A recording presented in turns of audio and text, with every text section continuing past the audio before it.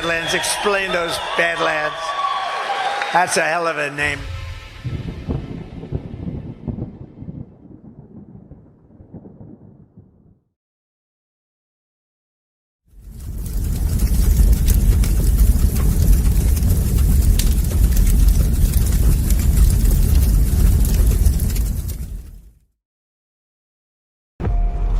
We were sleeping. I've been sleeping. I've been turning away from a truth I wanted not to face. There is a wound that won't heal at the center of the galaxy. There is a darkness reaching like rust into everything around us. We let it grow, and now it's here.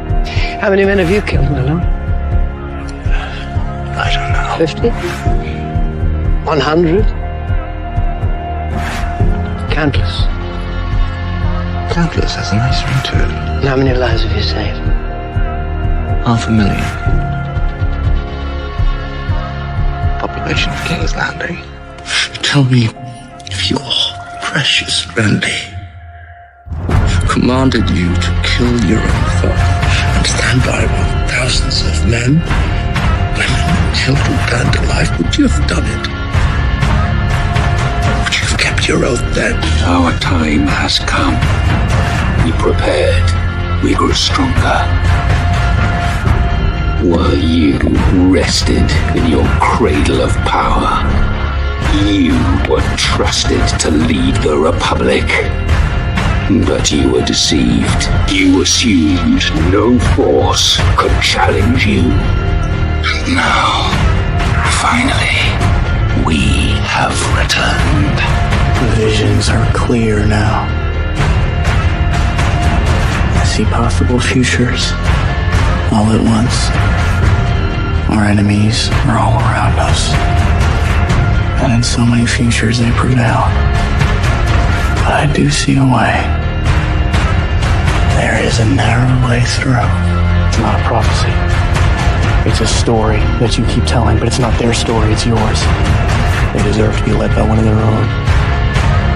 What your people did to this world is heartbreaking. We gave them something to hope for. That's not hope! We have survived by hiding from them, by running from them. But they are the gatekeepers.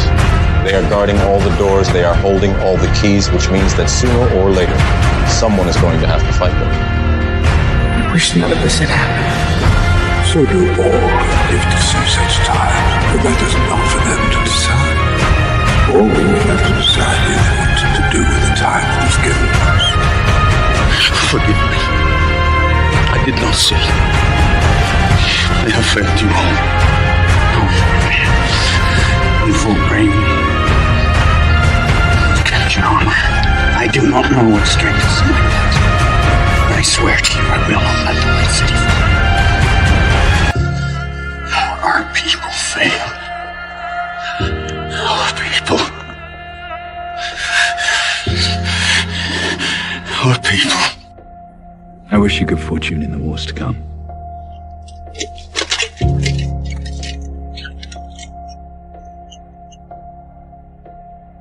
And now it begins.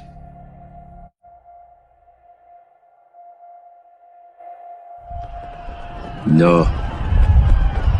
Now it ends.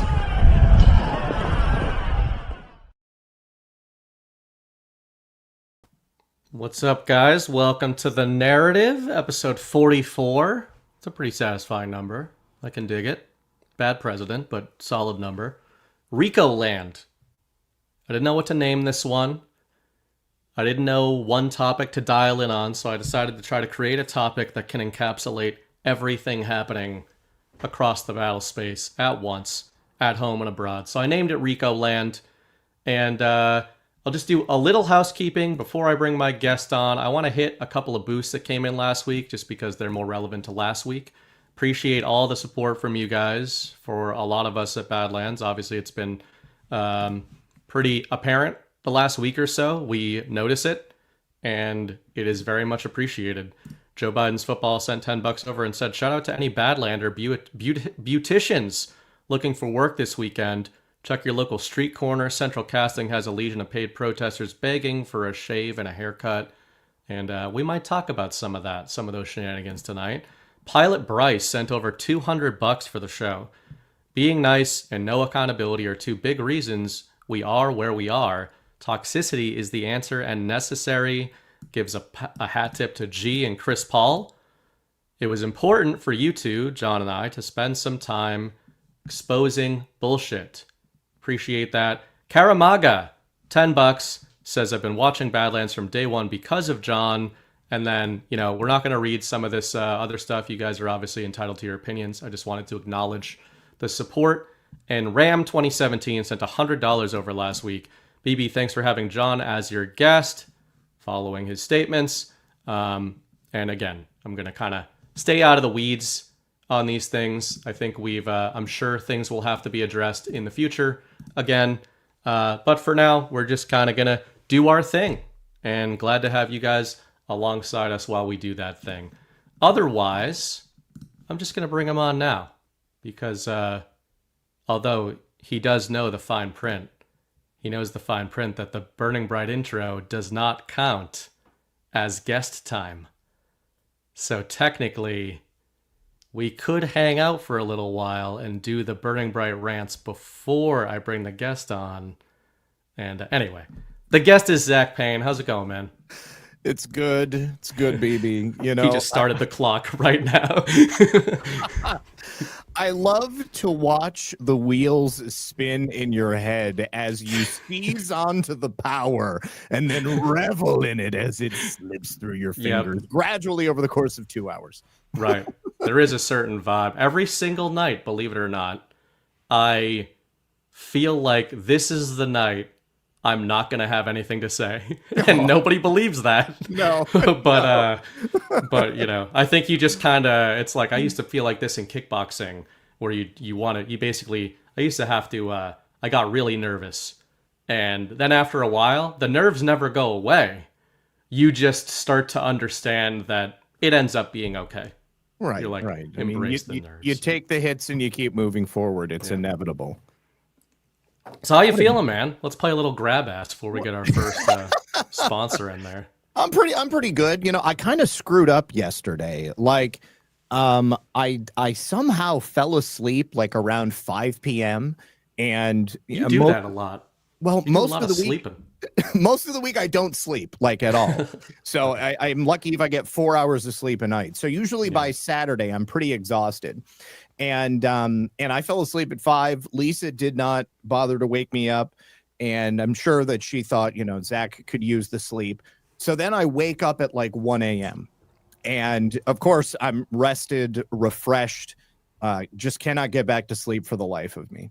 And so, if I'm laying in bed awake and I don't have like the proper like setup of pillows, I will get like this like cramp in my neck and it's really annoying. And then it will like spread into the rest of my skull. And so like yesterday, probably because I had fallen asleep, like sitting up halfway and then I laid in bed trying to go back to sleep. I developed that. And so I was awake until just around 6 a.m. this morning before I finally got back to bed. And then I woke up around 10 and, I got some caffeine and then promptly went right back to sleep. But then Muffin and Chi-Chi know that 1 p.m. is their lunchtime. And so they woke me up and I was like, okay, it is definitely, now I feel like a normal person again. And then I spent the day playing Cyberpunk 2077. I saw you a little bit. I watched like 10 minutes of you trying to figure it out at the beginning. Well, there was a couple of different things. Yeah, I was having an issue with my controller. Like when I first started playing, I was trying to play Oblivion, which is Elder Scrolls 4, the remastered edition, which is a great game. Anybody, if you ever want to play. And for some reason, it kept throwing the game over onto my portrait monitor, which is where I have like OBS and Rumble Studio and all the chats and stuff. And obviously, it's not formatted properly. That's totally the wrong place. And I've got my screen that's in front of me. That's where everybody is supposed to be watching. So I ended up just like, let's just try a different game, see if it works. Cyberpunk worked beautifully. and I got much farther than I have, in a long time because I was like so dialed in. It was a lot of fun. Like that game is so awesome. Like the graphics are insane. I've played like 10 minutes of games in the last 2 years. Yeah. But it was Cyberpunk, and I haven't got. That's like one of those. I've got these ideas in my head of eventually I'm going to retreat to a cabin and just catch up on years of games. That's basically what I've been doing for the last couple of months because, for Rumble Studio, we've got to have like a certain amount of Rumble premium time, which, is behind like their membership wall. Fun fact, whether or not you have Rumble Premium, if you are a subscriber of the Rumble channel, you get access to those member streams. So, you may or may not like to watch people play video games, but there's certainly, at least 100 to 200 people in the audience that do. And so like, I've got to get 5 hours of that per month. So I get 2 Sundays where I do 2 or 3 hours and just get to kind of relax. And Lisa had an open house today, so she wasn't here. So it was perfect scheduling. Nice. Yeah. All right, man. I've got kernels of ideas for tonight. Yes. That I want to talk about. I want to talk about kind of. I always sort of look for macro themes, right? Because I'm on a few shows a week. Obviously, Chris and I talk about the movies on DPH. We kind of do more timely stuff and hit the big stories of that 48-hour stretch or of the week. And then, if I jump on OnlyLands or something, we usually mess around with the current narratives. On the narrative, I like to... I think it's in the perfect spot on Sunday night because I see it as like a weekender and starter. And from a narrative perspective, I like kind of trying to marinate on what has been leading up to this, whether it's days, weeks, or months, and then kind of project that forward. So I was kind of trying to think the last few days, like, what is the macro stuff? I've been talking about Sovereign Alliance till I'm blue in the face a lot lately, so it might take a little break from that tonight. Well, it seems like everybody else is picking up on that now, so. Yeah, it's funny to see, right? People are like, I think around 2028, we're going to start to get a few based in red-pilled people saying, like, I don't know if Putin's that bad. Like, he might be a reasonable guy. But... I named the episode RICO-Land because I thought it would be kind of interesting to stitch together a lot of the big stories that I know you've been covering on your shows, and see if there's anything connecting them, actually and thematically. So that's the tease. Before we get into that, I do want to thank our first sponsor tonight, the show sponsor. The main sponsor tonight is our friends at Save Pulse. I'm going to get to them at the halftime mark to wait for some people to pile in here. But our first sponsor, happy to see, a little bit nostalgic. They're back in the game. Our good friends at Benson Honey Farms. Welcome to Benson Honey Farms, where every jar is pure gold. Benson's Honey is excited to be back on Badlands Media with their latest 2025 honey harvest straight from their farm in Nebraska, where they've been busy working to improve state politics from the ground up. But they've not forgotten the importance of sharing the best honey around. Did you know honey isn't just a sweet treat, it's nature's medicine, perfect for alleviating allergies, soothing upset stomachs, or as a delicious natural sweetener for baking.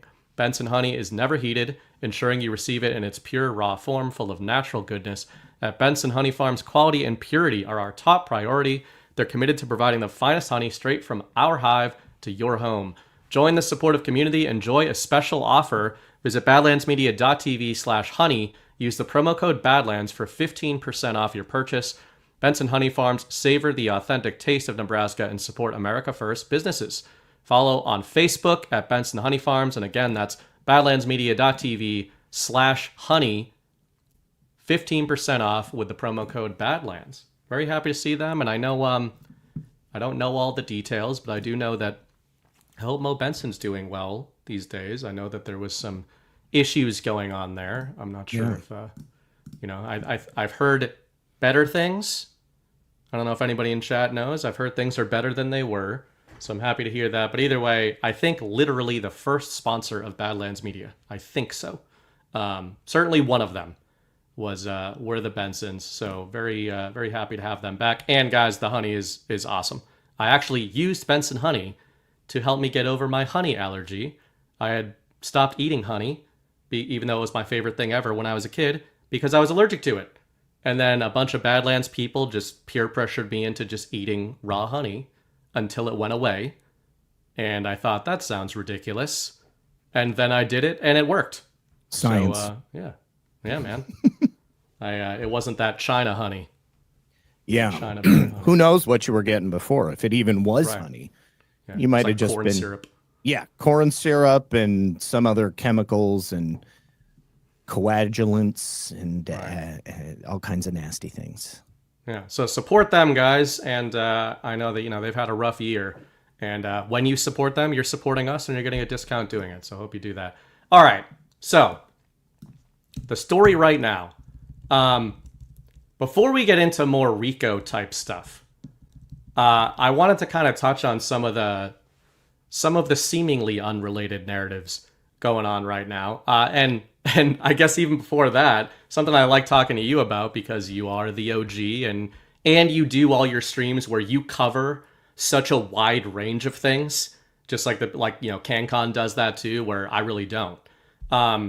Just in general for you right now, like October specifically, what are you seeing in terms of like the news cycle, the story cycle? Is there any kind of patterns you're picking up on, or general trend of, I feel like the first half of this year and the summer in particular felt maybe way more embattled than a lot of MAGA people and especially truth community people thought it was going to feel? Yeah. And I'm among those. I thought it was going to be a little smoother than it's been. But I feel like I've adapted to that, and we've adapted to that. But do you still feel that way in October, or do you feel like there's a bit of a turn going on right now, tone-wise? Oh, I certainly do. I know that everybody wanted the administration to come in, and they just wanted everything to hit the ground running. But I was fully expecting there to be at least a setup period. Okay, so one of the easiest and probably most important things that the administration did when they first came in was to address the power of the purse, address the money.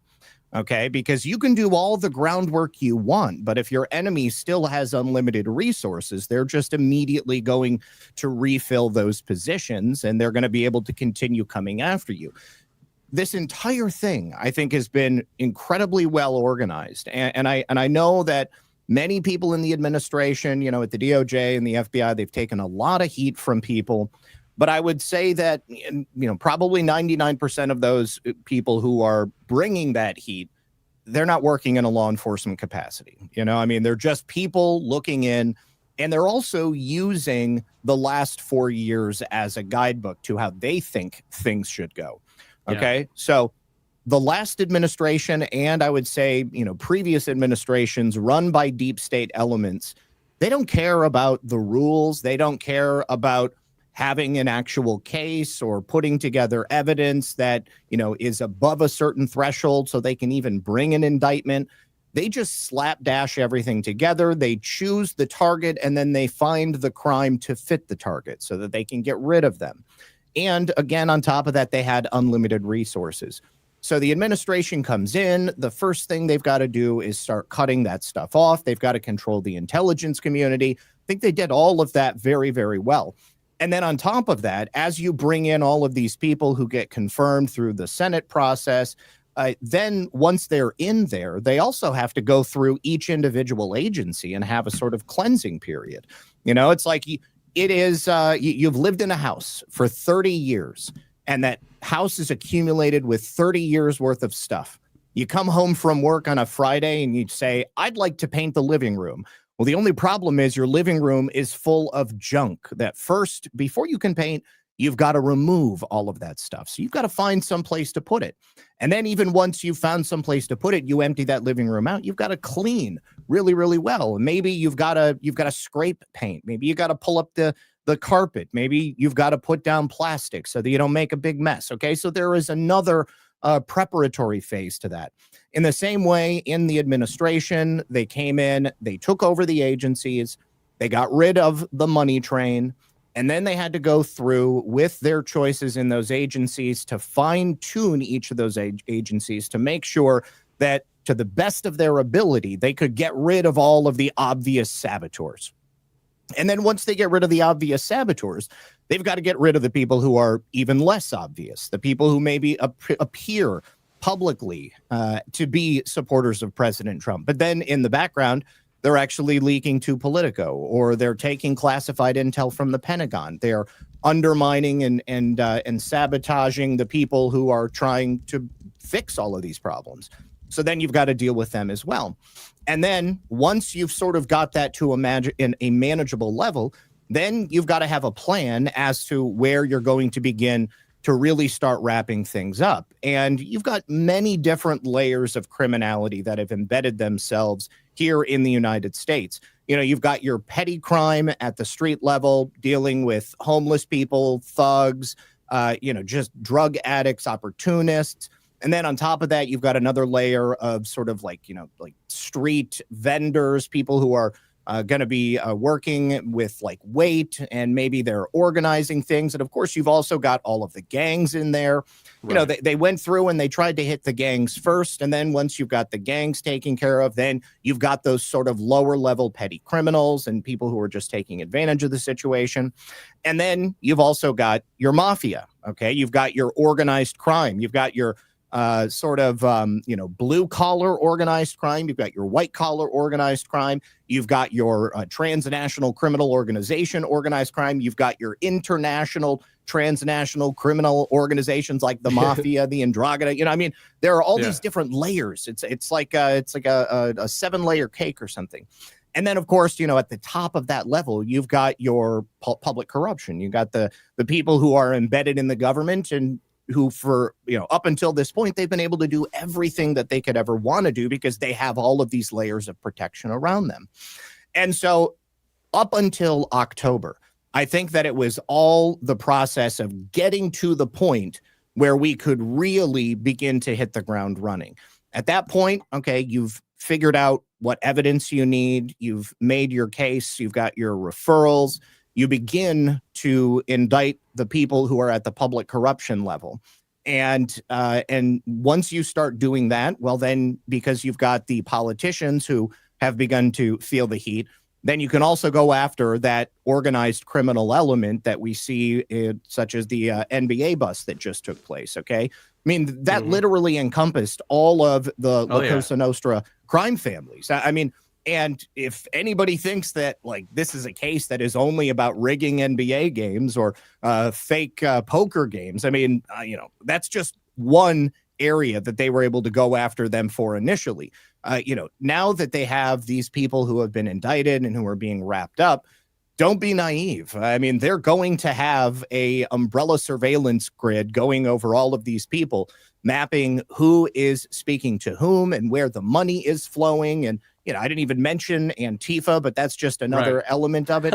But, I feel like October is the month of really beginning the phase of starting to put people into a box. And once you put people into a box, what's a wolf going to do? A wolf is going to attack, or they're going to cower in the corner, maybe ask for forgiveness. There's a couple of different directions it can go. But I think that we've had all of these different pressure points that have been coming from so many different areas of the government. And I only see it continuing to intensify and heighten from here on out. Damn, well said, man. And you literally laid out my notes for the show. Basically, the reason I call it RICO-Land is it's sort of I was thinking of Gangland all weekend, and I was thinking of Antifa, the NBA, and, La Cosa Nostra and all that, the Gambinos, the Bananos. The Lucchese's. Yeah, these are all kids I grew up with. but I was thinking of that, and I was thinking of, the FBI, the bad FBI that's kind of getting wrapped up by the good FBI. Yeah. And I'm like, man, what is what topic do I talk about with Zach? There's all these different, then I'm like, wait, it's all the same thing, right? So that's what I wanted to talk about, is basically what you laid out of, this is all the same thing. Chris was saying this in so many words on his last couple of shows. And it's funny, the tabs I've got queued up just as notes to myself is the Antifa stuff going on and the NBA. And it's funny because, I think that those are connected. And I think, I like to think of it on this show. Thank you, Snowcat, for the subs, by the way. On this show, I like to think of it, on an actual level, as you were saying, all of these various factions, or I call them pillars when I write about it, like pillars of the system of systems. Yes. Are connected on an actual level. But on a narrative level, they've really never been connected. And I totally agree with what you laid out, and most of what you were talking about, I think, makes sense from an actual perspective. If we're looking at, hey, why is it taking so long? Why hasn't this happened or that? Why hasn't it happened? I think, speaking of Chris Paul, he had famously said several years ago on Badlands, everything is happening all the time. Yes. And that was a great. We should remind ourselves of that right now. And I think there's a balance that we do try to strike specifically at a place like Badlands, where you do want to check yourself on either side of that tightrope. You want to check yourself, I think, of dooming out and saying that nothing is happening crap, which I think is what you're responding to. I do think you want to check yourself on the other hand too, and not just start retweeting Con Inc. accounts and going, we won, because that's the wrong mentality too. I think you're presenting a war posture, but a forward posture. And that's how I feel lately. Sort of the way I'd put what you said is, I actually do feel there's been a little bit of a shift in the last month. Not that I think Trump and the administration's been losing this year. We've agreed with essentially everything they've done. But optics-wise, it's been extremely contentious. That's good, though. It is good. For the other side to see. Well, I mean, just, the idea of appearing weak when you're strong, I mean, like, of course, behind the scenes, unified front, we've got a major plan that's currently being enacted, but we don't want to broadcast that to everybody. You want it to appear to your enemies as if there is this like fractured nature to everything that's happening. The Trump administration is in chaos because that makes these people feel as if, they've got the upper hand when in actuality they don't. Yeah, and I totally agree with that. And one of the things I want to say there as well, and I want to get in the second half more, I want to get into use the NBA actually as a lead, almost reverse engineering into the other pillars you touched on. Because I think that could be a bit of an unraveling going on there. I agree with you. But, you just prompted the thought. One of the notes I had down here, several years ago, 2022, I remember in November of 2022, I wrote an article called The Wolves Among Us, which is funny that you mentioned wolves. And I was talking about Con Inc., right? And people have different definitions of what that is. They have different opinions of who is and who isn't Con Inc. and all that kind of stuff. But that timing was when Donald Trump announced his candidacy for 2024. It was just ahead of the 2022 midterms. Yeah. And I remember feeling like the info war shifted in that month. And what I mean by that is, while Trump has continued to war against the left and the Democrats, and we still see a lot of that, I really feel like the targeting system then, and specifically in 2025, like the Democratic Party and liberaldom is not in a good spot. No. It's not in a good spot in terms of what I focus on is like mass psychology. What is the story of liberaldom right now? In 2020, the nation was extremely contentious. I actually don't feel it's as contentious in 2025. I think what's more contentious, to your point, is the intra-conservative, intra-MAGA, which is a sign that it's almost like you've got a Royal Rumble and like the liberal opponents are just sagging on the ropes. So now we're getting to see like, okay, well, now we have to see who controls the MAGA story and the America First story. Yeah. And I agree with you that not only is it good for the point you made, that everybody sees this and sees that we're not this monolith in the MAGA world, but the appear weak when strong, I literally wrote down, this is the final sifting, Con Inc. smells blood in 2025. And I think that's a big mistake of theirs. And I think, I think a lot of this started with Israel, Iran, but and tariffs as well, it feels to me like maybe they literally could have done things a little faster, but part of drawing it out a bit, especially economically, is also for the narrative of saying like, hey, why don't you guys pay attention to all of the totally based and red-pilled America First giant accounts that don't suddenly seem that based because 2025 didn't go the way they thought. Yeah, no, I would agree with you. I mean, separating the wheat from the chaff at all levels. I mean, there have been so many people throughout the years who were like the staunchest public America First supporters of President Trump. And then at the drop of a dime, suddenly they can go ahead and shift. And we saw another example of this in the past week because of President Trump's comment about buying Argentinian beef. Okay, like, you know, he says that we're going to help support Argentina by purchasing extra beef from them. And all of these accounts were like, this is not America First. What are you doing? President Trump is not the man that I thought he was. He's turned on us. He's no longer America First. This is Argentina first. Okay, well, you know, it's a big issue. All right. And there are a lot of layers to unpack exactly why the American beef industry is in the position that it is. And it's not necessarily that we're buying beef from another country.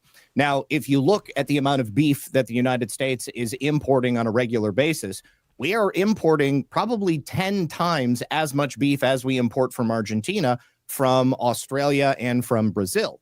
So we've already got beef that's being imported. We're just going to shift resources from one place to another and to support a nation that is more likely to back us up in the future. And obviously, we want to keep Argentina strong because we don't want the communists to take it over again. You know, I mean, it is a calculated move. Okay, communists in Argentina, right? Communists, whatever you want to call them. Okay, you know. You know, I was cracking up actually. I was watching the fights, the UFC fights recently, and there's a kid down there. I believe he's Argentinian. Esteban Ribovic. And it's so funny because he's like born and raised in Argentina, like speaks Spanish and everything. And you're watching this fight, and it was an Argentinian versus a German American. And they look exactly the same. Like the Argentinian is just a square-jawed, like white European. But he gets on the mic after the fight, and it's like, the German is speaking with an American, you know, the American kid is speaking like, you know, an American. And then this Argentinian is like speaking Spanish. And it's like, you're not Spanish, sir. But your grandfather might have been up to some stuff. But, you know, the Argentina point is actually big. I agree with what you said. But one of my obsessions this year has been the financial stuff. Like it used to really bore me. And I think it's actually the most difficult theater for them to have untangled. And I think we're in the process of that. Globally, domestically, financial systems, trade systems, which are different things all layered atop each other. Yep. But one thing I'd add maybe to what you said about Argentina is, you know, the U.S. petrodollar and the Federal Reserve has not just affected the United States. And if you want to focus on a macro region, that and not just us, Europe as well, that central banking cartel has absolutely destroyed and gutted, it would be the global south. And I'm not saying it's reparations literally, but the whole deal, you know, Scott Bessent made a lot of waves recently with this whole buyback program, basically buying Argentinian debt and giving them US dollars. Yep. I see that not only as being strategic, to your point, like we want to build a new mesh of sovereignty that are going to back us in this new age. Yep. But I think part of it is like, you know, if you're Argentina, you're like, I mean, you guys did this. Yeah. So maybe like let's not start whining of like, what did they ever do for us? It's like, it's not really about what did they ever do for us. It's what did we do to them? And again, we are not complicit, but the American machine has visited ungodly horrors financially onto the global south. And if you see Donald Trump making some moves that you consider to be charity, there's probably some of that in there as well. You know, I would also add to that it's not necessary, you know, perhaps America certainly had a part to play, but that's not like us as a people. It was really on behalf of the larger New World Order, because if it wasn't the United States that was to step in and say, we will help, augment your economy to ensure that the grand experiment the Malay is engaged in is successful, who's going to step in? It's going to be the IMF or the World Bank. It's going to be that globalist structure that comes back in, and they're the ones who helped to bring Argentina to its knees financially in the first place. So, all across this hemisphere of the world, north and south, the United States of America, with the assistance of this globalist structure, has decimated many different nations. We've toppled democratically elected governments. We have installed despots. We have aided and abetted in, mass casualties in all of these countries. And, ultimately, at the end of the day, President Trump, in my opinion, wants to not only bring sovereignty back to each of these countries, which is not an easy task. It is not insurmountable, but it's something that isn't going to happen overnight. But he also wants to make sure that what is done in these countries is going to be long lasting, and that it will bring the same type of golden age to each of those countries as we're hoping to bring to our nation as well. And, that is easy, that, to export something like that, other than, the exportation of democracy as we did throughout, the majority of the 20th century. It's a far more noble goal, and it's something that's also much more self-sustaining in the long term, and it will aid the United States in being able to make ourselves stronger. Rather than having connections that are built through war and weapons and murder and death, we are now going to be forging those bonds through trade and through economic measures, so that each one of these countries has its own thing that it can bring to the table. And, we will all benefit from each other because we're going to be doing trade and business with each other. Right. And I wanted to address, too, there's a comment in chat. Louis Grammy said, more accurately, it's the central bankers using American puppets they bought in Congress. Correct. And to be clear, I'm not saying it's us. When I say it's us, I'm just saying, again, a lot of people in MAGA can say like, oh, them, Argentina, China, Russia, they did this. And it's like, well, you can't have it both ways. Like, if you're going to say it wasn't us Americans, it was like the central bankers, it's like, well, it wasn't the Argentinians either, and it wasn't the Chinese either, and it wasn't the Russians either. We've all been in the same terrain, basically. But yeah, I agree with you. And one of the things, we want strong neighbors, but we also, one of the main things, obviously, I focus on is the idea of the Sovereign Alliance. Trump is capstoning this Asian tour with a meeting with Xi Jinping in Korea. And, I really do believe that the deals are done. I do believe that this is like narrative translation. It doesn't mean the deals are being implemented and are activated, I should say, right now. Yeah. But I think that they're being slow rolled. And, I think people sometimes think, oh, I'm thinking this is all unicorns and rainbows and everything. That's not really the future I see them building.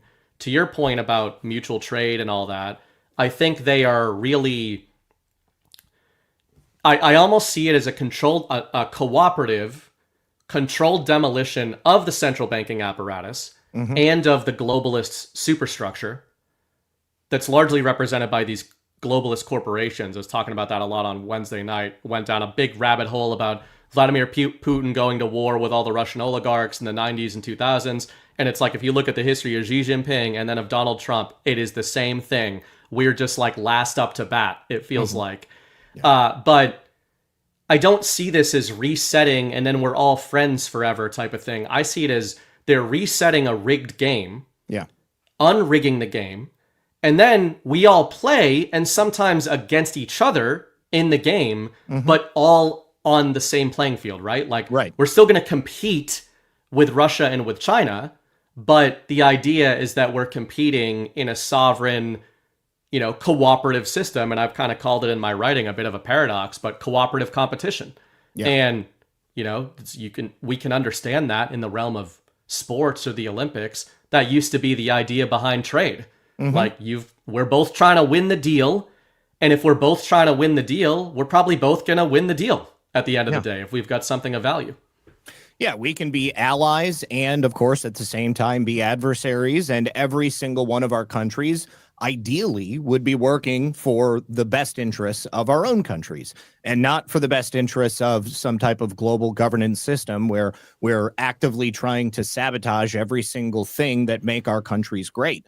Because at the end of the day, all that's going to do is make it easier for that global power structure to come in and to take over, everything that it needs to subjugate those people. Damn straight. And another chat that's on the topic, best is yet to come, says, why is it I've been hearing more and more talk that Xi is losing power? I don't think I've done a big rant on this, and I won't right now. But I'll just say, isn't that something? Isn't that something that in the 2 weeks leading up to Donald Trump meeting with Xi Jinping to talk about de-escalation, we're getting reports largely out of right-wing and globalist media that Xi Jinping is in the midst of a purge and he's going to lose power. And man, it is so funny because when it comes to China, in my opinion, and Xi Jinping, I think 90% of MAGA is so close that they are completely inverted. They have the opposite understanding of Xi Jinping. Mm-hmm. So, in other words, if you're looking at those headlines of like Xi purging loyalists, guess what, guys? They weren't loyalists. And if Donald Trump ends up making a deal with Xi Jinping, who do you think was trying to get Xi Jinping out of there? Mm-hmm. Donald Trump's friends? Or maybe the same enemy? Like, this is the thing. A lot of MAGA has a lot of trouble with that. It's like, who does Donald Trump want to deal with? Xi. Yeah.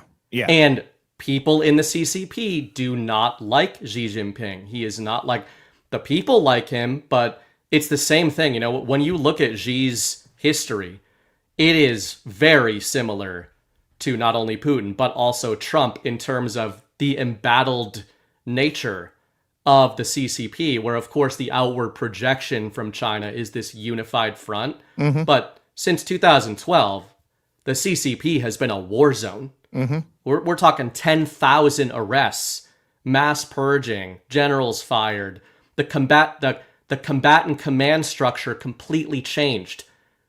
So anyway, I just think anytime you see globalists calling somebody a dictator, like you just put that in your Donald Trump reverse indicator cipher. And anyway, I think I'd said a week ago, I think Xi is going to be the man shaking Trump's hand next week, not some random guy that deposes him.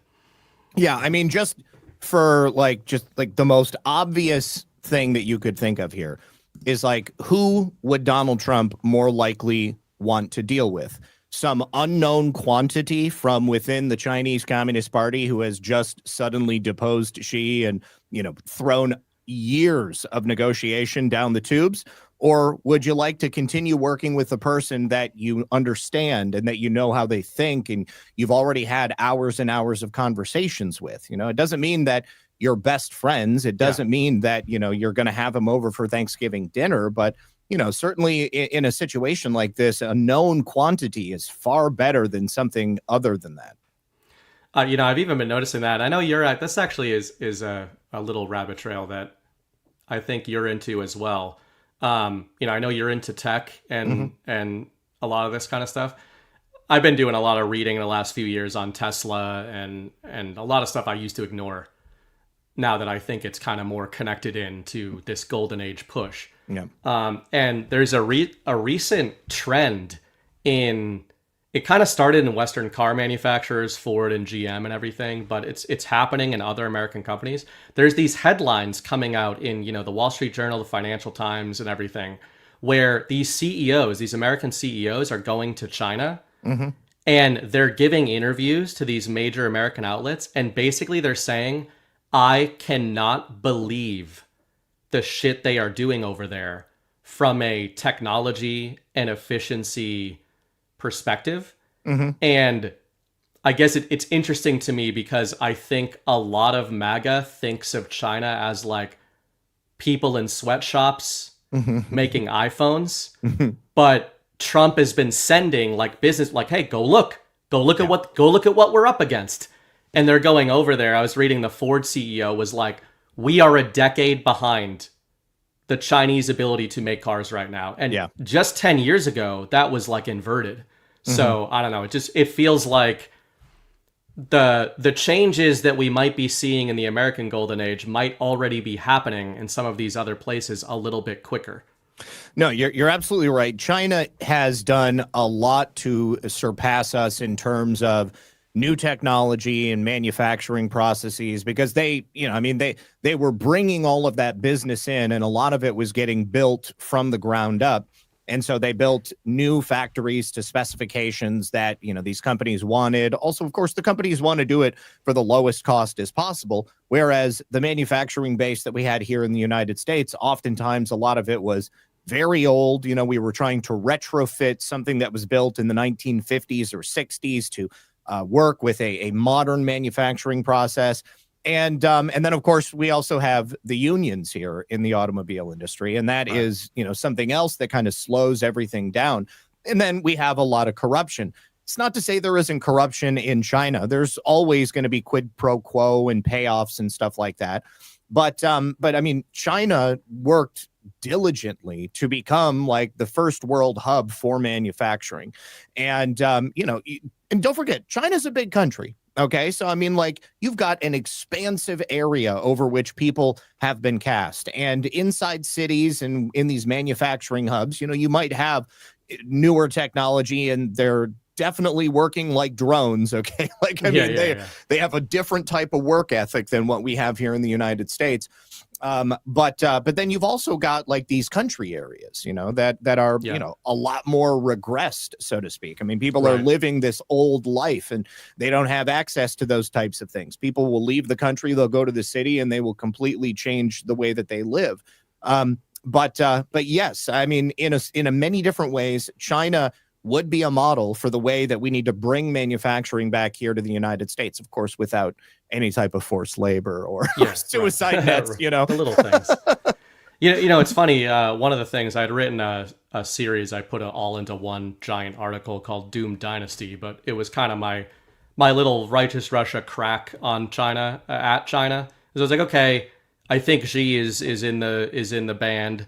But I just had not spent the time on really going into his history.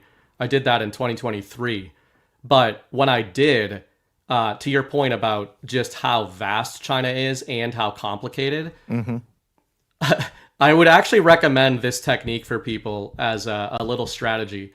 I ended up learning everything that I think I know now about Xi by looking at globalist propaganda, but not just, The Guardian and stuff like that, but NGOs.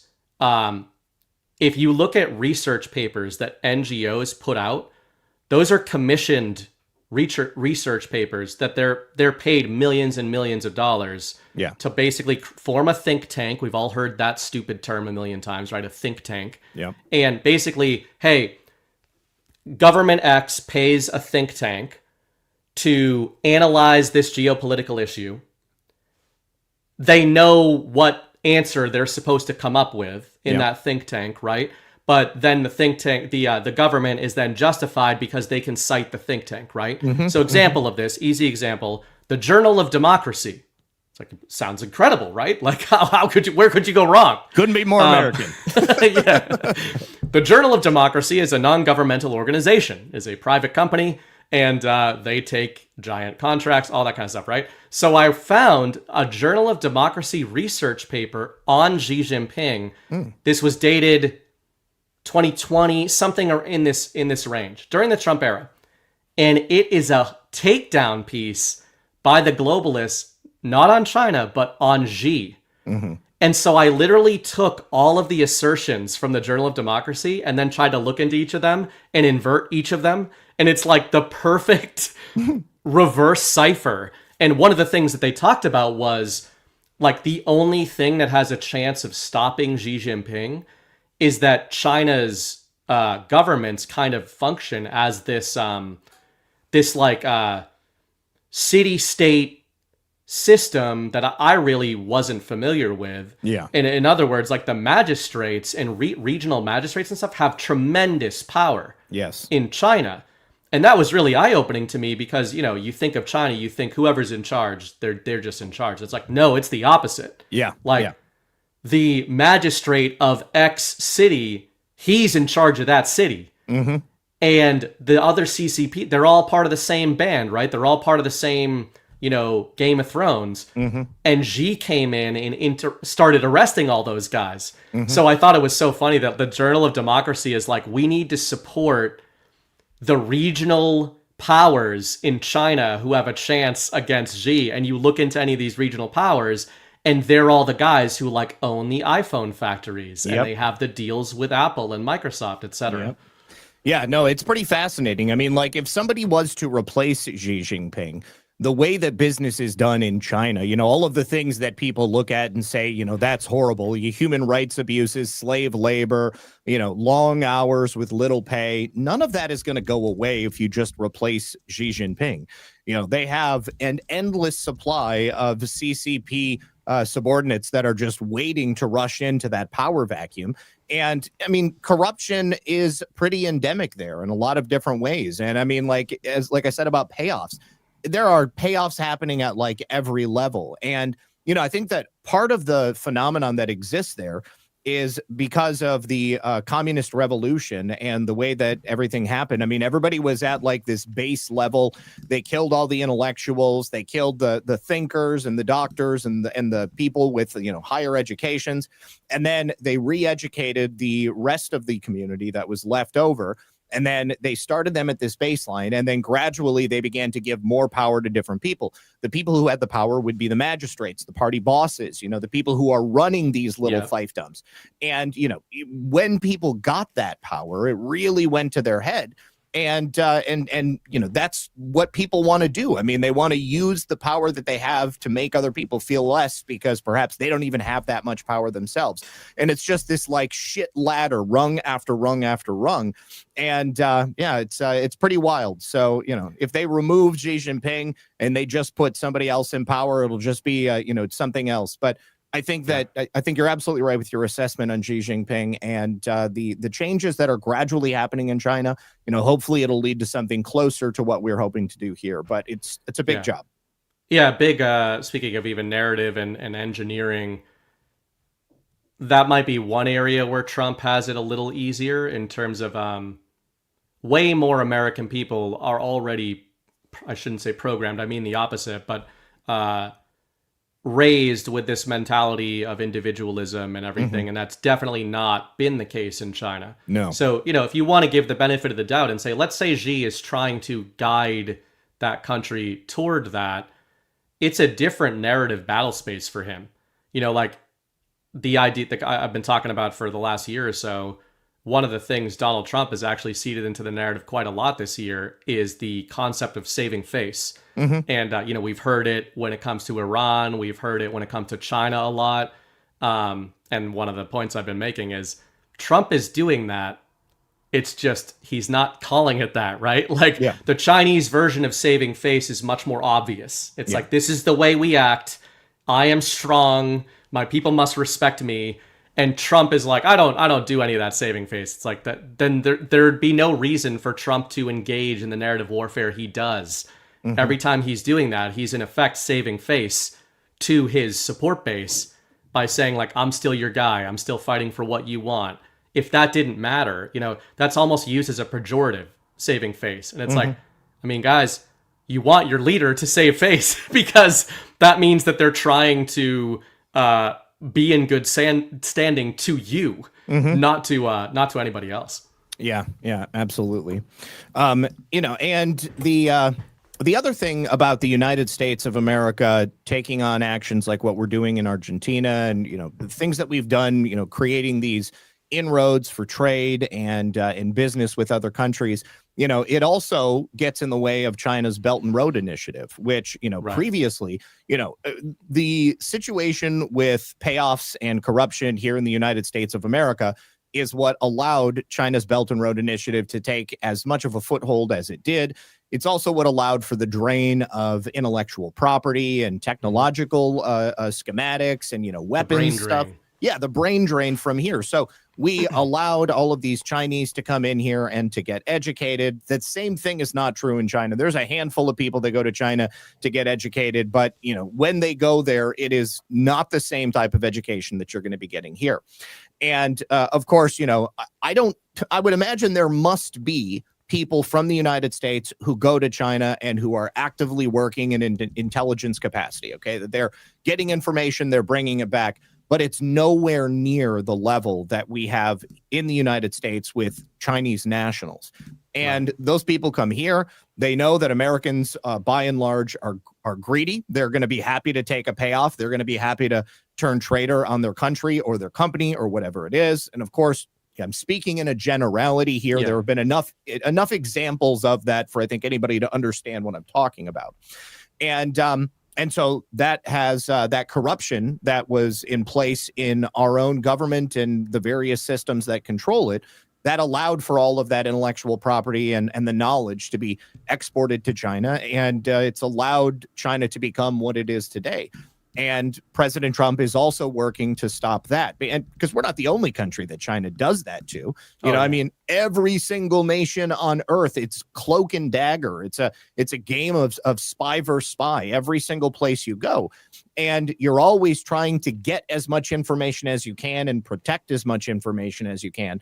But here in the United States, there was plenty of it that was just handed over. You know, I mean, they just allowed it to happen. And that's been a big problem for us.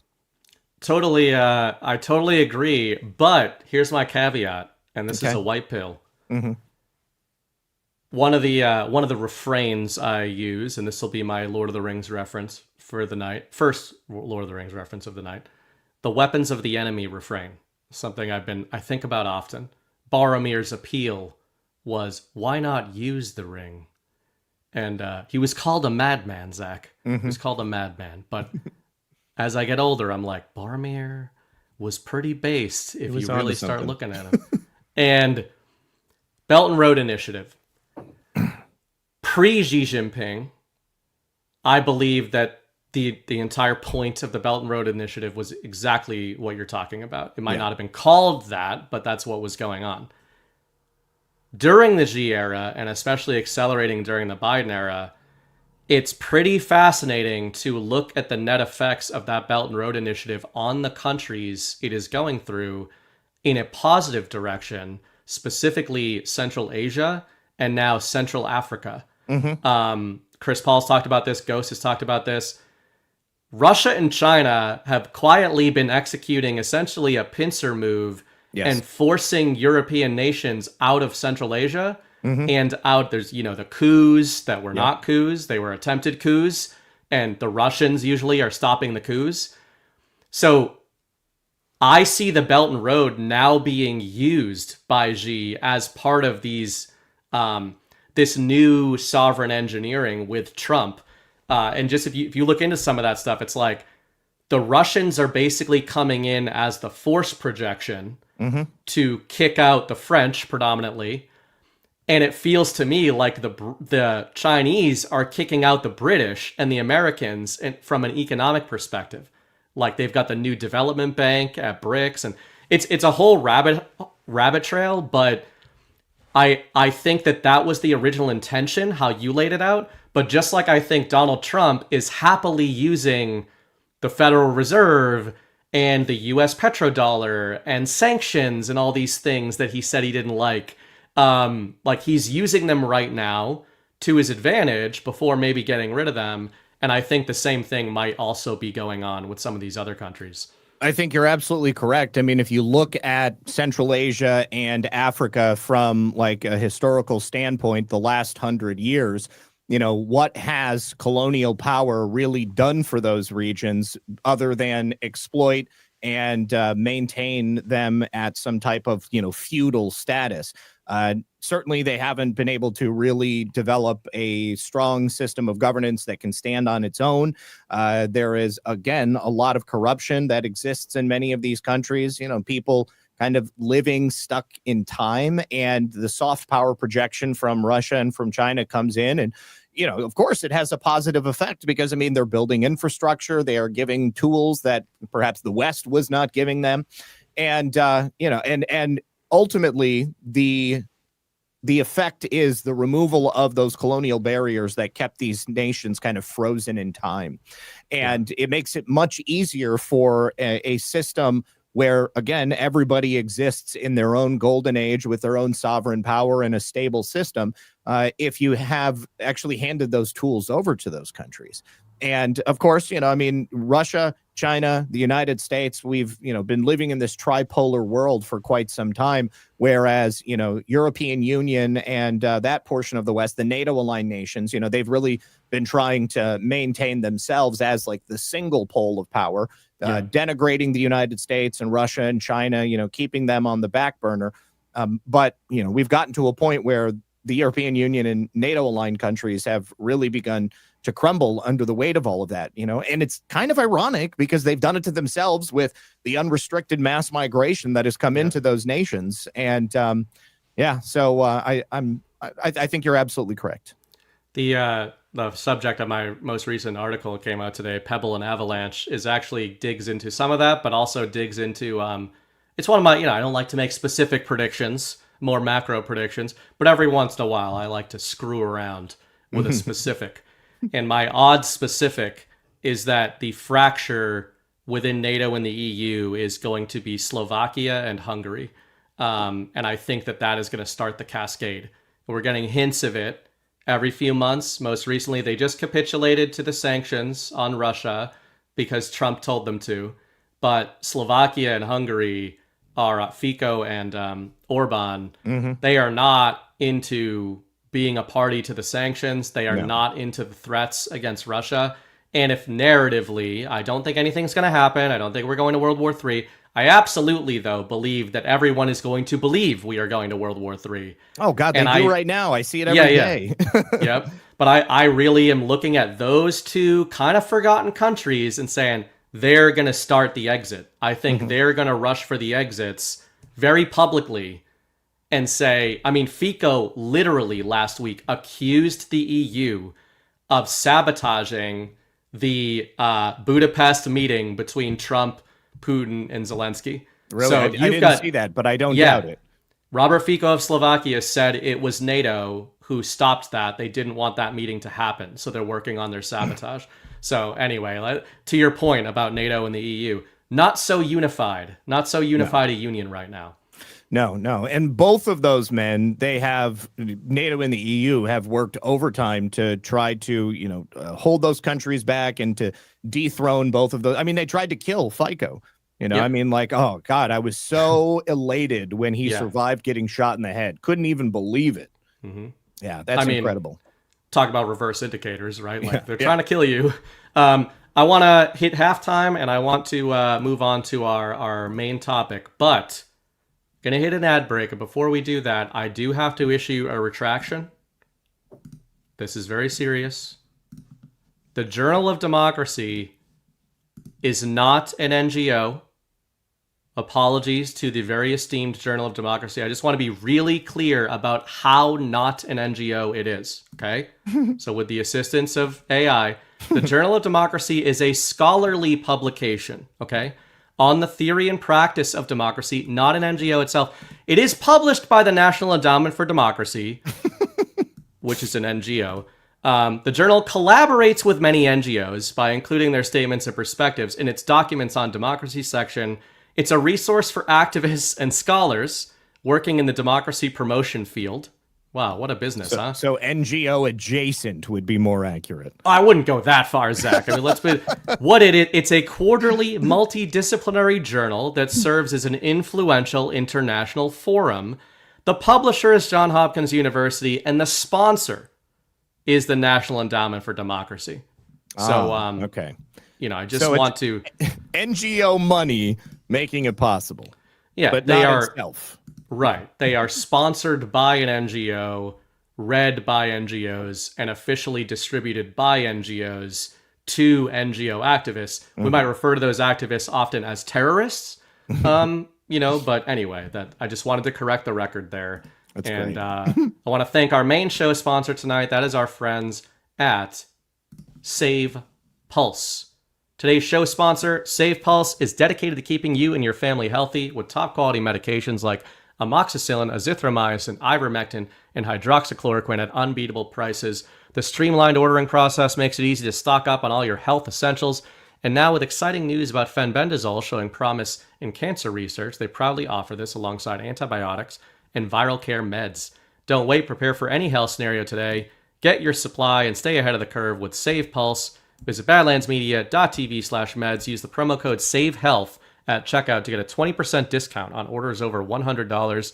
That's badlandsmedia.tv/meds. Promo code SAVEHEALTH, 20% discount on orders over $100. Please note that some packages have been held up in customs recently. All the packages that have been held up are now en route to their destinations. So that's good to know. So also, I just saw a message from John, and he said that Mo is still in the hospital. Okay. And definitely she needs all the prayers we can muster. Yes, Mo Benson of Benson Honey Farms. That is too bad. I had heard maybe it was going a little bit better, but that's still serious. She has not passed away. So I mean, like that's definitely a good sign.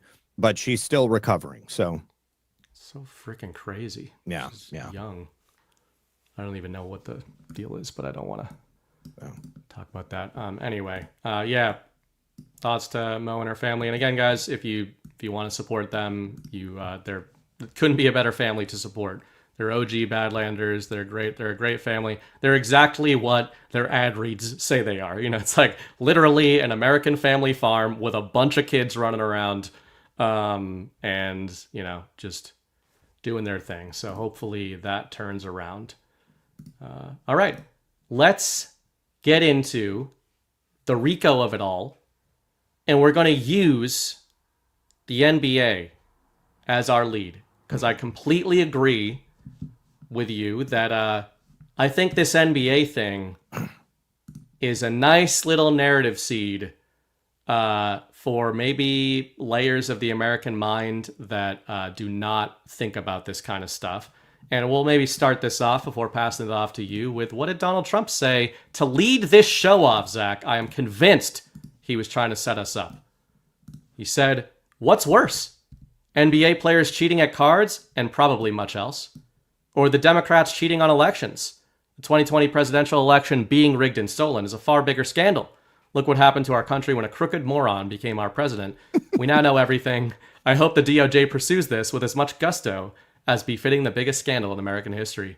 If not, it will happen again, including the upcoming midterms, et cetera, et cetera, et cetera. So that's, little side note is, once again, I guess it wasn't wrong to talk about election fraud even after winning the 2024 election, because now Donald Trump puts out a post every 3 days talking about how elections are still fake and still rigged, and we need to do something about them, rather than all the people who cajoled us for saying that even after we were happy about winning the last election. But the NBA, I don't think it's an act. I don't think Trump is just saying, don't pay attention to the NBA, pay attention to election fraud. I think he's drawing a comparison between those two things on a narrative level or an actual level. And I wonder what you think of the NBA and kind of, I don't know, is this a potential doorway into understanding some of this stuff for people that didn't before?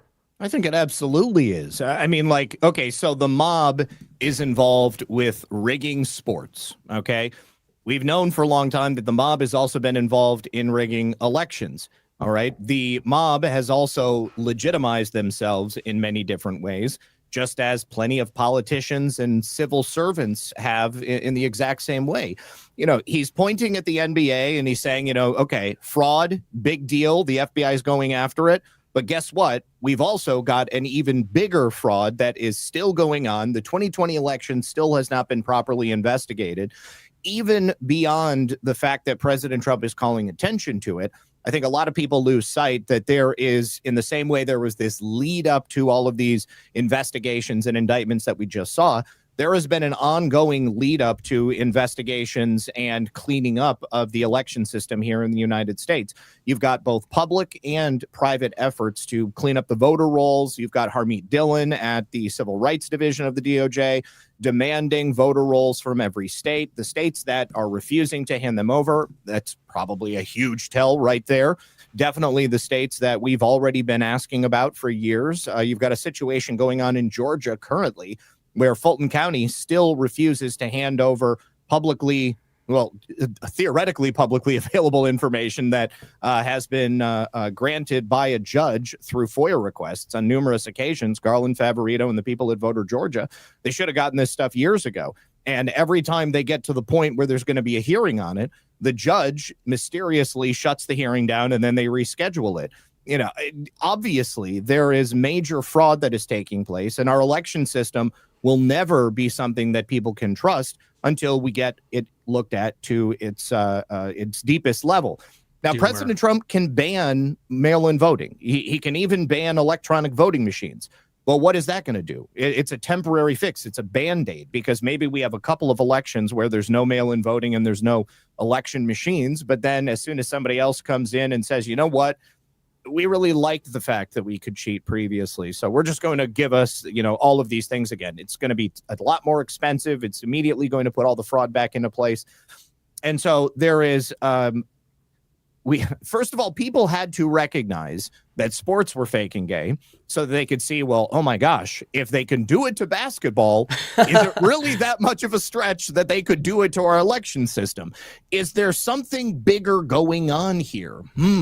Get out the vote. And I would say, I agree with that. And I would say too, isn't it something that the NBA, all these major sports leagues, besides the UFC, which is the big exception. So I'm happy to have been a hipster on that. Been into the UFC for like 20 years now. But they're obviously being separated from the pack. Mm-hmm. But all these leagues in 2020 in particular, and then in 2024, like they went specifically 2020, between BLM and the Get Out the Vote, it was like all you were seeing, and they were packaging those things together. And now I think even many within MAGA, they knew whether they liked it or not. Okay, these leagues are on the take culturally, ideologically, with the Democrat plantation and the liberal, the establishment. That's not that controversial to say anymore. Mm-hmm. But I think, what we're getting at, and I think part of what this unraveling could portend in the NBA is, no. The reason that the sports leagues are on the take for the establishment is because they are an offshoot of the same very literal criminal organization. Exactly. And I think that is what is slowly going to be unraveled here.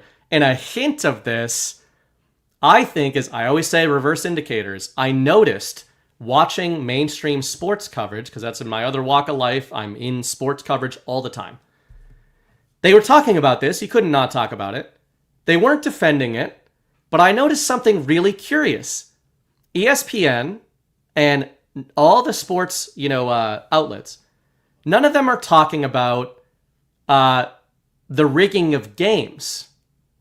They're talking about the rigging of poker games, right? Yeah. So they're like, oh, these guys were stealing, $50,000 a pop, and Kevin Garnett was at one of the games. I was listening to Boston Sports Radio driving to the dump the other day.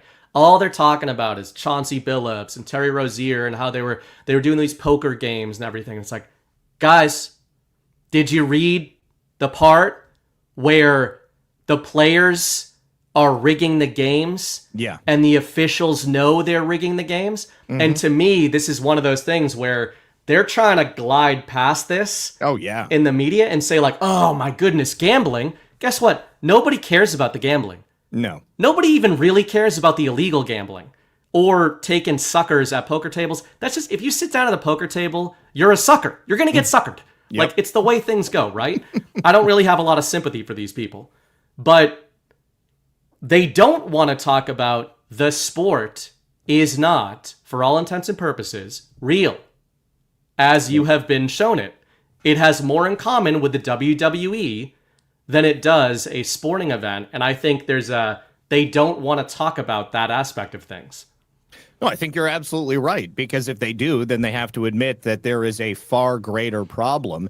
and that their jobs are, tantamount to just calling out scripted plays. I mean, they're not really giving color commentary on something that's organic and that's happening. They're essentially repeating back something that's already been decided before these people even get to the courts or the fields or whatever it is. It's a major scandal for the entire league, and it threatens to scoop up so many more people than just the couple of names that they mentioned already. But it's already starting to spill out into other areas. And, I did see News Nation was doing some coverage on this, and they were like, the one to watch next is probably going to be the NCAA. Okay, because in the NCAA, you've got all of these guys who play for 4 years. A very small percentage of them are ever going to go on to play pro. Right. And recently they've allowed them to start making money. But these people are also sacrificing their bodies, and they're probably going to need some type of cushion for when they get out. They want to be able to provide for their families. So, heck, they're taking $200,000 to, fall on your knee and then spend the rest of the game on the bench. That seems pretty lucrative and, very, very a bright proposition for these people if that's something that they're going to be asked to do, especially if they know that they're not ever going to go into the NBA. And then for the ones who do go into the NBA, if you're on a team and you get an option like that, somebody says, hey, guess what? Not only are we going to allow you to bet on this game through a proxy and you're going to make a ton of money, but we'll also give you a couple of $100,000 just to take a dive, boom, so be it. They're going to go ahead and go right for it. And there's probably also a fair amount of additional criminal actions that are happening inside all of this. Poker is the low-hanging fruit on this. So that's easy. They can go ahead and talk about this until they're blue in the face, and then they just completely ignore the fact that the games are being rigged. But I don't think that, the NBA is going to be the only sports league that's going to get caught up in something like this, because I would hazard a guess and say that the same people who are paying these players to rig these games are also the same people who are playing players in other games to rig those games as well, because the sports book places are taking bets on all games everywhere at all times. And if they can control the outcome of that, then they're going to go ahead and control the outcome of it. It's the same with elections. They want to go ahead and control that, because then they know that they're not going to get busted, because they're paying off people who would perhaps be in a position to come after them and investigate them. Totally. And I want to get back to the election thing, but it made me think, when you're talking about the poker, maybe we'll create a new term here. The poker narrative here is a patsy narrative, right? Like we understand the concept of patsies in this audience. I mean, you do baseless conspiracies, right? But I think, what I really try to zero in on is I don't use the term, but now I will, patsy narratives. And they do this. Chris talks about this in his own way of talking about, the controlled opposition dynamic also happens in narrative form, where it's like, here's the official central narrative. And then the way he talks about it is, here's the official counter narrative. And neither of those is true. Yep. But binary creatures are like, this one, because it's anti-establishment. It's like, it's also bullshit. So if you think you're like taking down the NBA by talking about Chauncey Billups at a poker table, robbing some sucker of $50,000 because a Bonanno told him to, like, you got suckered. You are buying into the wrong thing. And I would say here, the unraveling that I expect or hope to see, I would also say, to back up a bit, it was very telling to me that Kash Patel was at the press conference announcing this, right? This wasn't like, if you're talking about the national conversation, and all this is, let's use a devil's advocate argument against Trump's administration, if you're a liberal normie. If this is just poker games and a couple of games because players are faking injuries, and Kash Patel made a giant deal about it, and Donald Trump made a giant deal about it while we've got trade wars and like all this shit going on, fucking lame, guys. Like, I would understand if a Democrat's like, really? There was nothing else, right? Like, you're talking about how there's organized crime in the streets and Antifa's burning cities down and all this. And like, you're mad about this $50,000 poker game, so you did a giant, press tour around it. I don't think that's why they did the big announcement with Kash Patel. And I would say it's not, sure, it's some players, but I've argued this with Chris. I've argued this with other people. I was in the sports world, so was he. The ability to rig sports on a league level using the players is completely untenable in my opinion, and I will go to the grave with that. There are tens of thousands of these players who go through these leagues, central in the leagues, on the periphery of the leagues, practice squads on the leagues, drafts, college, pro, all this kind of stuff. To think that you could get 32 NFL rosters to all for 100 years to keep that secret, that the players are all in on this rigging like some people in the truth community talk about, is completely absurd. And the answer is just way easier. Obviously, the officials can rig games. Like there's a reason there's famous footage of what's the Cowboys receiver? Somebody in the chat's gonna know. Des Bryant. Years ago, screaming in the locker room about how he knows that the team sold out, that the team ownership sold out to the officials sold out, infamous game that they lost with Tony Romo against the Packers because of the most obvious, I'm not a Cowboys guy, by the way, it was just like very obvious touchdown pass that wasn't counted. And that's all you need, right? Like, if you have Scott Foster, they call him the Extender, is his nickname, because he extends playoff series. Because, if the team's down 3-0, he'll just call 10 more fouls on the other team, and there you go. Like, there's your spread. So to me, it is related to this election topic, because it's like, in my opinion, the thing that drives me absolutely crazy about the truth community is they talk about like the machines and this and that, and it's like, you don't need any of that. Like, all you need is who is reading the results of the thing to you to lie. It literally doesn't matter what's on the score sheet. It doesn't matter what's in the machine. What matters is who is telling you the results of the election. And the way that you secure the results that you want is through payoffs and bribes, and the money has to come from someplace. This is the other aspect of it. So these are clearly not the only instances of cheating that have existed in the NBA or on the periphery, with the mafia having something to do with it. It extends far wider. The money that is made from these gambling and from cheating operations within the league then go on to fund additional crimes. And they're the foundation of payoffs that are then used to perpetuate crime, not only in this venue, but in other venues. And probably that extends directly into elections and into government. Yeah. And, it's funny because I've watched the conspiracy. I remember even Just Human years ago, it sent me, he would always be like, the NFL's fake. And he sent me a video on it. And it's it's an interesting video. And, a lot of it is about the referees and everything, which I totally agree with. But, there's a whole section on the glove, they changed the gloves so that the balls stick into the gloves and everything. It's like, well, yeah, there's a much simpler explanation for why they changed all the equipment. They want higher scoring games, right? If you think they're rigging NFL games to the point where they need, physics is still a thing, right? They have 30,000 people in an arena watching this game. They're not resting the rigging of a game on whether or not Drake May hits the 63-yard pass to the guy that is supposed to catch that pass. And that's, I think, where people get screwy. It's they don't need to do that to rig the game. They just need to say, he stepped out of bounds.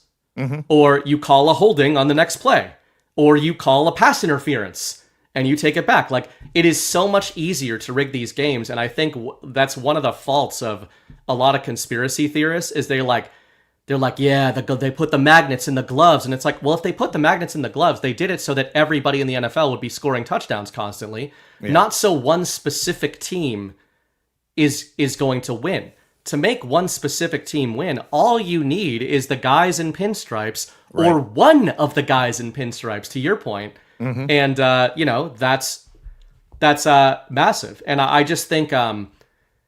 I think that it's interesting that Trump is conflating this topic with elections because, again, I think we overcomplicate, like, well, how could they possibly rig it? It's like, you know how they could rig an election?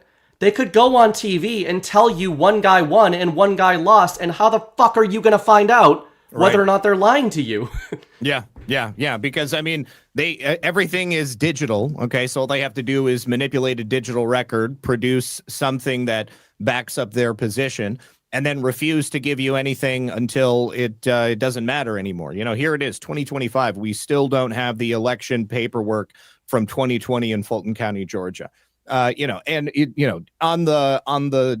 tip of referees being complicit in rigging these games, there was a clip that I found and showed on my channel. I think it was Thursday or Friday.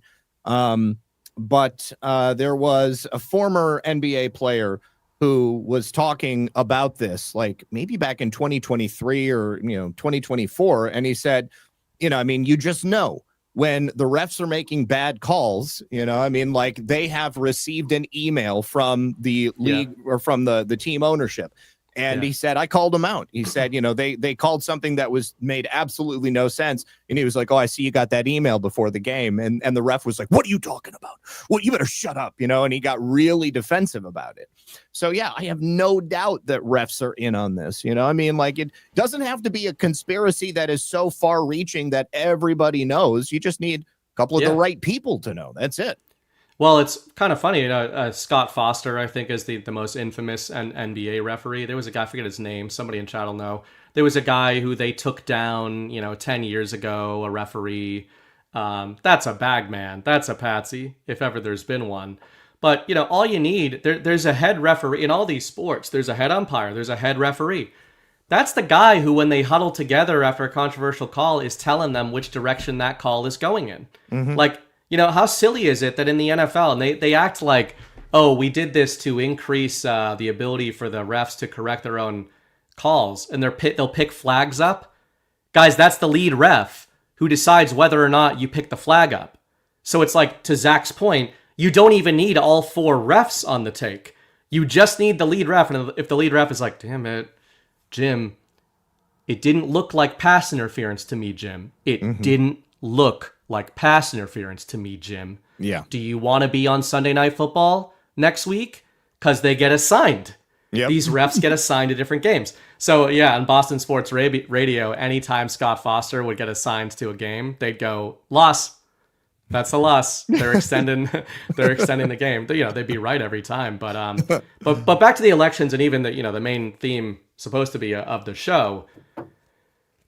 Do you think with Kash Patel doing the presser for the NBA and Trump talking about election fraud that they are trying to draw that distinction and that there is more to come here from a disclosure perspective with the refs and maybe even with the league? Absolutely. I do not think that what they have arrested these people for and charged them for was a situation that existed in a vacuum. It wasn't just, the information presented in the indictment. It was what they could prove to bring them to trial to get them into a position where they could potentially be squeezed and more information could be given out. Right now, anybody who is involved in this is not only looking at just, rigging a couple of games, like they're actually part of a criminal network. They're in league with the mafia. Okay, like this is what the RICO statute was built for. All right. And you're going to want to get as much out of these guys as possible.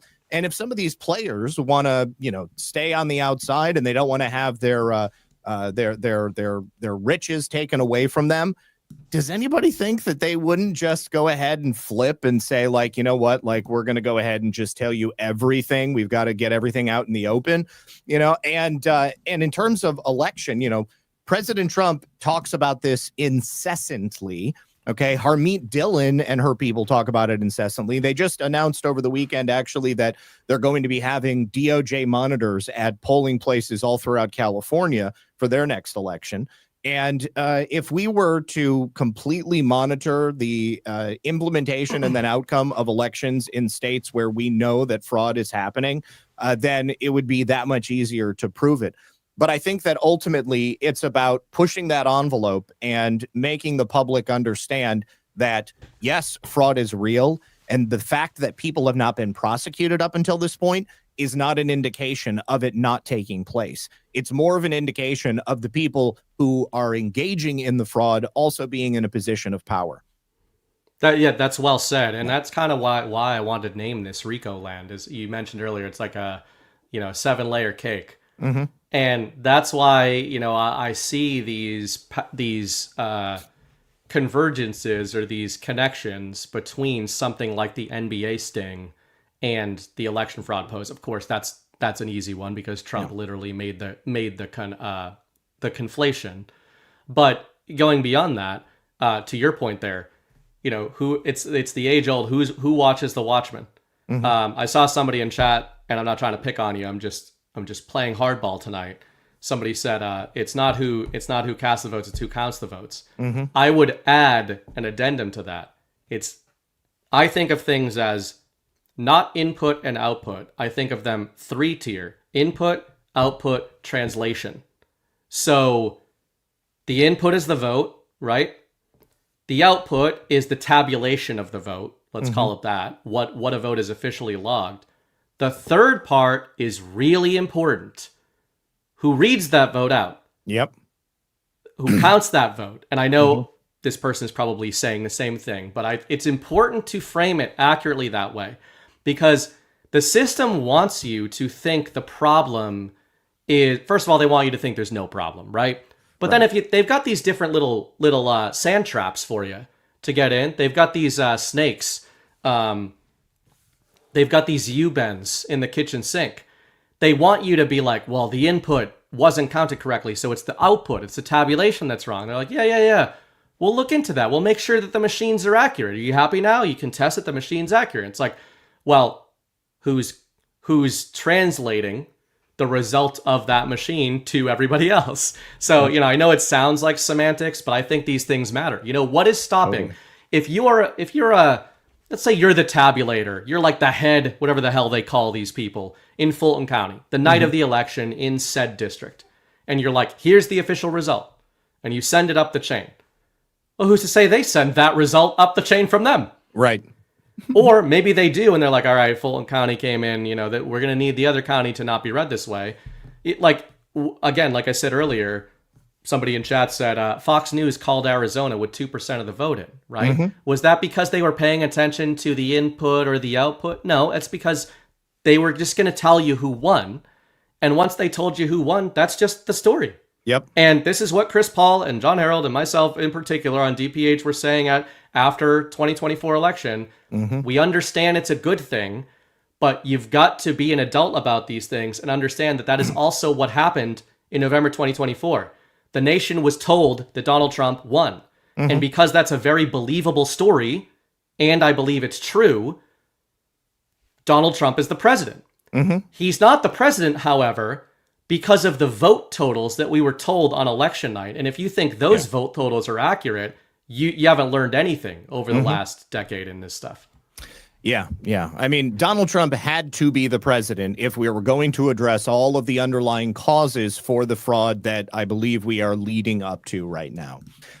But how that actually occurred, whether that was an operation to ensure that the votes were counted correctly or they were counted in a particular way, I mean, it doesn't really matter at the end of the day, because I think Donald Trump won in 2020. I believe that Donald Trump still won again in 2024.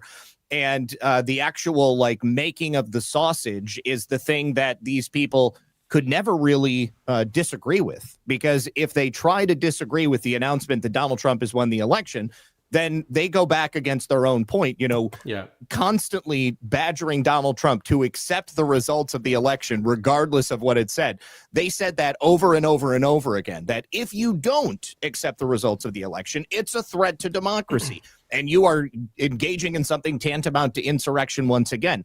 They back themselves into a corner. I almost like it more if if they didn't even bother counting the vote. Okay. They just came forward and just said Donald Trump won, just to see if these people were going to be stupid enough to try to counteract it or go against it in any way. And then if they did, I'm still certain that the ultimate results would have shown exactly what we saw, maybe even to a greater degree. Who knows? But at the end of the day, when you go through this system that is entirely corrupt from stem to stern, we have no way of verifying anything that we saw. And so the announcement that Donald Trump won the election, personally, I think it was inevitable. I think it was the only outcome that could have been, that they could have come to on that night. And now that we're here, okay, we've had, 10 months of lead up to this point where this past week, President Trump said they are working on this executive order to get rid of mail-in ballots. This is already something that we've clearly seen needs to be addressed over and over and over again. We just had somebody buy Dominion Voting Systems and shut down their foreign offices. So now it's going to be an American-only company. But until we get a look at the source code, then, it really doesn't mean much of anything. What will be very interesting, BB, is if they bring that source code forward and they put it in the hands of a third-party auditor, and then they look at that source code, and then they announce to the American people everything that the right has been saying, everything Donald Trump has been saying was 100% correct. And that right there is reason enough to start going and arresting the people who are in control of that source code. I think that that would be wonderful. I think that that would be absolutely wonderful because it gives even more of a reason for why we can't have electronic voting machines at all. I totally agree with that. And I think we're probably going to see, I call them translation layers, like everything we're looking at, right? It's kind of, I understand these things happen in tranches, even narratively. One note I would say on the source code idea, and I know Ash and G Money have argued about this a lot, about blockchain voting, and G is like put it on a blockchain, and I think Ash has reasonable counters to that, where she's saying, well, then it depends on who's auditing it. It depends on all this kind of stuff. Yeah. But I would just say, and I'm not saying I know exactly what form it should take, but first principles wise, to me, you cannot call American elections transparent until we are at the point where every American has a way to independently audit the results of an election. Yep. And people think that sounds crazy, except again, and I know somebody gets mad anytime somebody mentions the B word, but this is the real innovation, or one of the many innovations of Bitcoin, is that every single transaction from second one and block one in 2009 to today is auditable. Everybody can see the ledger at all times. Yep. And, people are like, what about the privacy or whatever? Your name isn't plastered on there. No. We could easily do this with American votes. If I go down to my local precinct and vote, I should get a private key associated with the public key of my vote. Yep. I should be able to take that private key and go home and plug it in and see if my vote was tabulated the way I cast it. And here's where right-wing commentators go way off the reservation, in my opinion, or they're assisting the system on purpose or by accident. They want to know that your vote... How many times do you hear people say, I want to know my vote was counted? Even that, you're getting trapped in a Hegelian dialectic. You want to know you want to know which vote was counted. You want to know what your vote said. All you can check right now is that your vote was counted. It doesn't say it was accurate. Yeah. Right? No, 100%. I mean, if we had some type of blockchain verification with public and private keys, then all of the information could be public, and you would be able to verify the content of your vote with your private key to ensure that it was accurately tabulated. Yep. I mean, like right now, you can see that your vote was accepted in many different places. But I mean, even if you're being given something like a Schrodinger's cat inside of a black box, all right, you look inside there, and how do you know that like what you're being shown is what they're actually using when they count the vote? Yeah. You don't know. It's still opaque. That's exactly my point, is that people, my vote was counted. Let's say they even, to your point, let's say they went one step further. They're like, you voted for Donald Trump. Here's your private link so you can see. That's not what I'm talking. That's not what a blockchain idea would be. A transparent blockchain would mean Zach can go onto the ledger for Plymouth, Massachusetts and see how many Trump votes are coming in live, how many Biden votes are coming in live, each associated with a public key, each associated with a private key that each American has. And that way people were like, well, how could they not be just making that up? Because if you had X number of Americans with private keys that are going on and saying that is not what I voted for, Yep. you're going to get millions of claims saying that that's not what I voted for. Yep. And that's all this court system is, right? Even proof and evidence and all this kind of stuff. Ultimately, it's claims against counterclaims. And, you know, I just think if we had this whole system and you've all of a sudden got 30,000 people in Fulton County saying, I have my private key, and that is not what I voted for, that it is counting. The system would have to change the votes of Americans rather than just reporting, you know, the results. Yes, absolutely. Yeah. Yeah. So on the subject, transparent. Yeah. On the subject of RICO too, I'm curious, subject of RICO and the subject of narrative. When you're looking at investigations, whether it's NBA, election fraud, Russiagate, all the stuff in the news right now, where is your mind at in terms of everything we're being told about by Kash Patel and Pam Bondi and everything? How much of that do you think is present tense? You know, like we are launching an investigation in 2025, or these are translation layers of investigations that are long in the can? Yeah, I mean, the latter. Okay, I mean, like, I think that the public reveal of everything that's coming out right now and the various players that we already knew were engaging in this behavior, I mean, all of this is just a public exposure up based upon information that was already in the hands of many of these people because they were part of investigations previously. And, you know, I think that there's probably multiple layers to the investigation, okay? Like there is work that was done previously, and then maybe there's additional confirmation that is taking place when they go into the FBI and they find additional points of interest and they can plug it in with what they already know to be true. And, you know, in the same way that, you know, the FBI going after the NBA and the mafia, that's just opening the door. I think the same is true for all of these other people. Like we are opening the door on much larger investigations, superseding indictments, you know, the sort of grand RICO case that they're hoping to bring.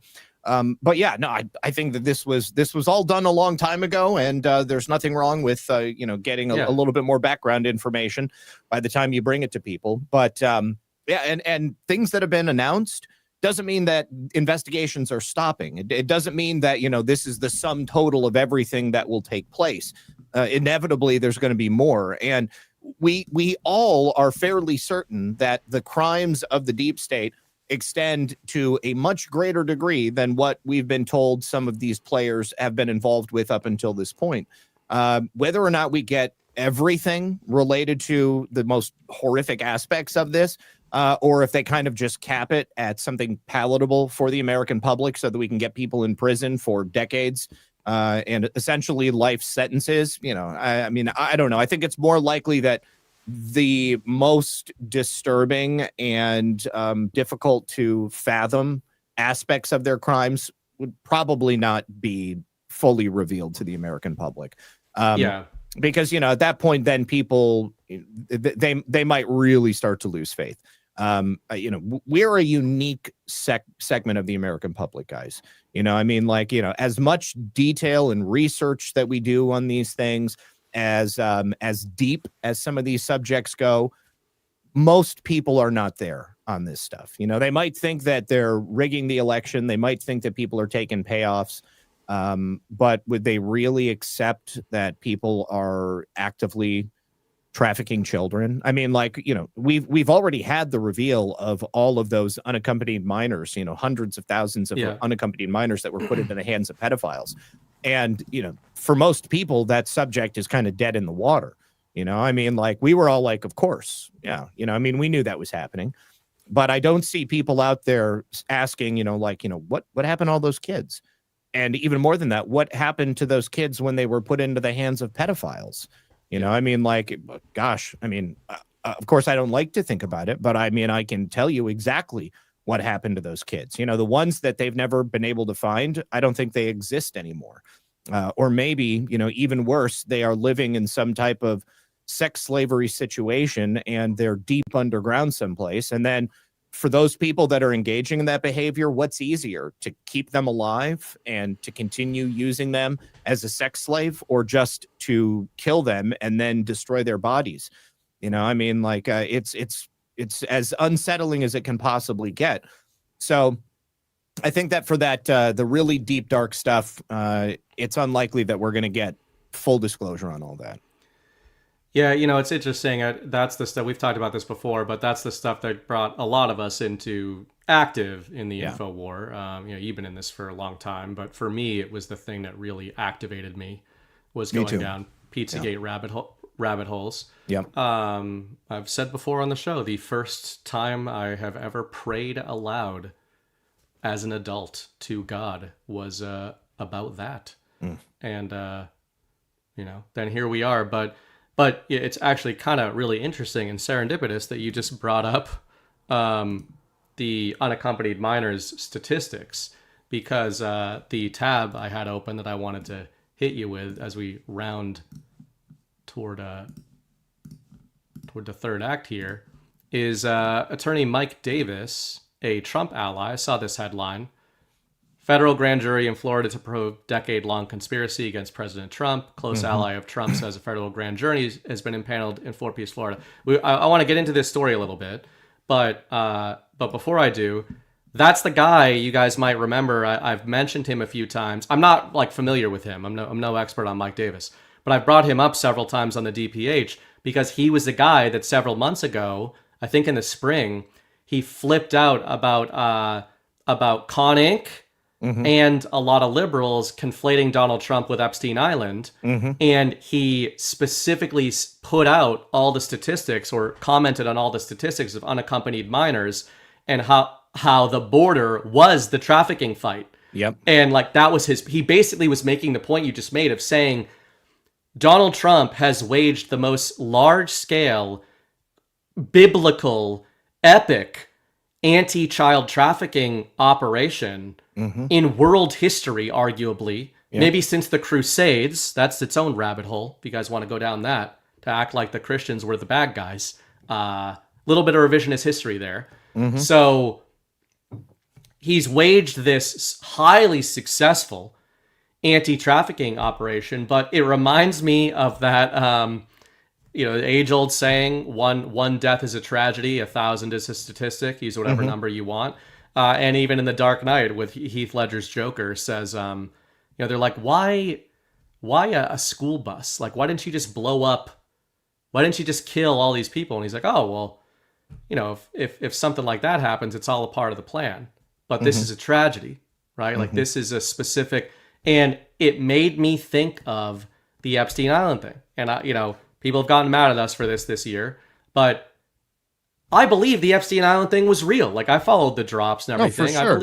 But I think that Trump is on this tightrope with the Epstein narrative, where I think he is trying to get the point across too, of saying it's also a hoax. Yeah. In that you've all bought in to this really infinitesimally small sector of a giant industry. And you have pinned the idea of justice onto this guy and his friends. Yeah. Right? And it's 300,000 kids. The entire southern border shut down. Tens of thousands of arrests. Tens of thousands of deportations. And I think, maybe, I could be wrong, maybe there's a big reveal, but I think a lot of it might be genuine frustration out of Donald Trump of saying, we have been telling you about the war against trafficking and you don't believe us or care. Yep. Yeah, no, I think you're absolutely correct. Jeffrey Epstein was not the only child trafficker that was out there. Okay, he's simply the most well-known name. And even the people that were involved in his network, that did not exist in a vacuum. I mean, that is just one aspect of a much larger economy of scale that exists across the entire globe. Jeffrey Epstein was a cog in the machine, and every single child that he victimized is tragic. But on a statistical scale, it's a very small portion of it. And people used Jeffrey Epstein as a touchstone to try to, define child trafficking. I mean, he's just like the celebrity child trafficker. Right. He's just one guy. But the work that was done at the southern border to recover those tens of thousands, and hopefully hundreds of thousands of children, that goes far beyond. And, I mean, even the traffickers that were involved with the cross-border trafficking through, the Biden years, I mean, those people also don't exist in a vacuum. I mean, they're all part of a much larger network, and it covers the entire globe. The people that were involved with Jeffrey Epstein, that's just one small part of it. The Democrats wanted to pin Jeffrey Epstein and Donald Trump together because there's a couple of pictures of them together before Jeffrey Epstein was ever named as a child trafficker or a sex offender. And then they're completely ignoring all of the other aspects of it. It's just like the NBA story. Okay. I mean, the news goes on air and they talk about Donald Trump and Jeffrey Epstein as if that's the only aspect of the story, completely ignoring the rest of it. And then even to a greater degree, ignoring the much larger aspect of this global network of the child trafficking economy.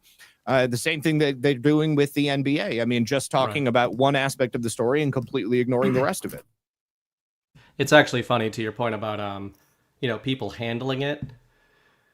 I used to get annoyed by that line of reasoning of sort of, oh, people can't handle it. Like, we have to protect everybody's feelings. And, I'm a truth maximalist and a disclosure maximalist. I think we all are at heart. Mm-hmm. And, there's been a part of me that's been like, why do I give a shit about people's feelings about whether or not something is true? So there's that part of it.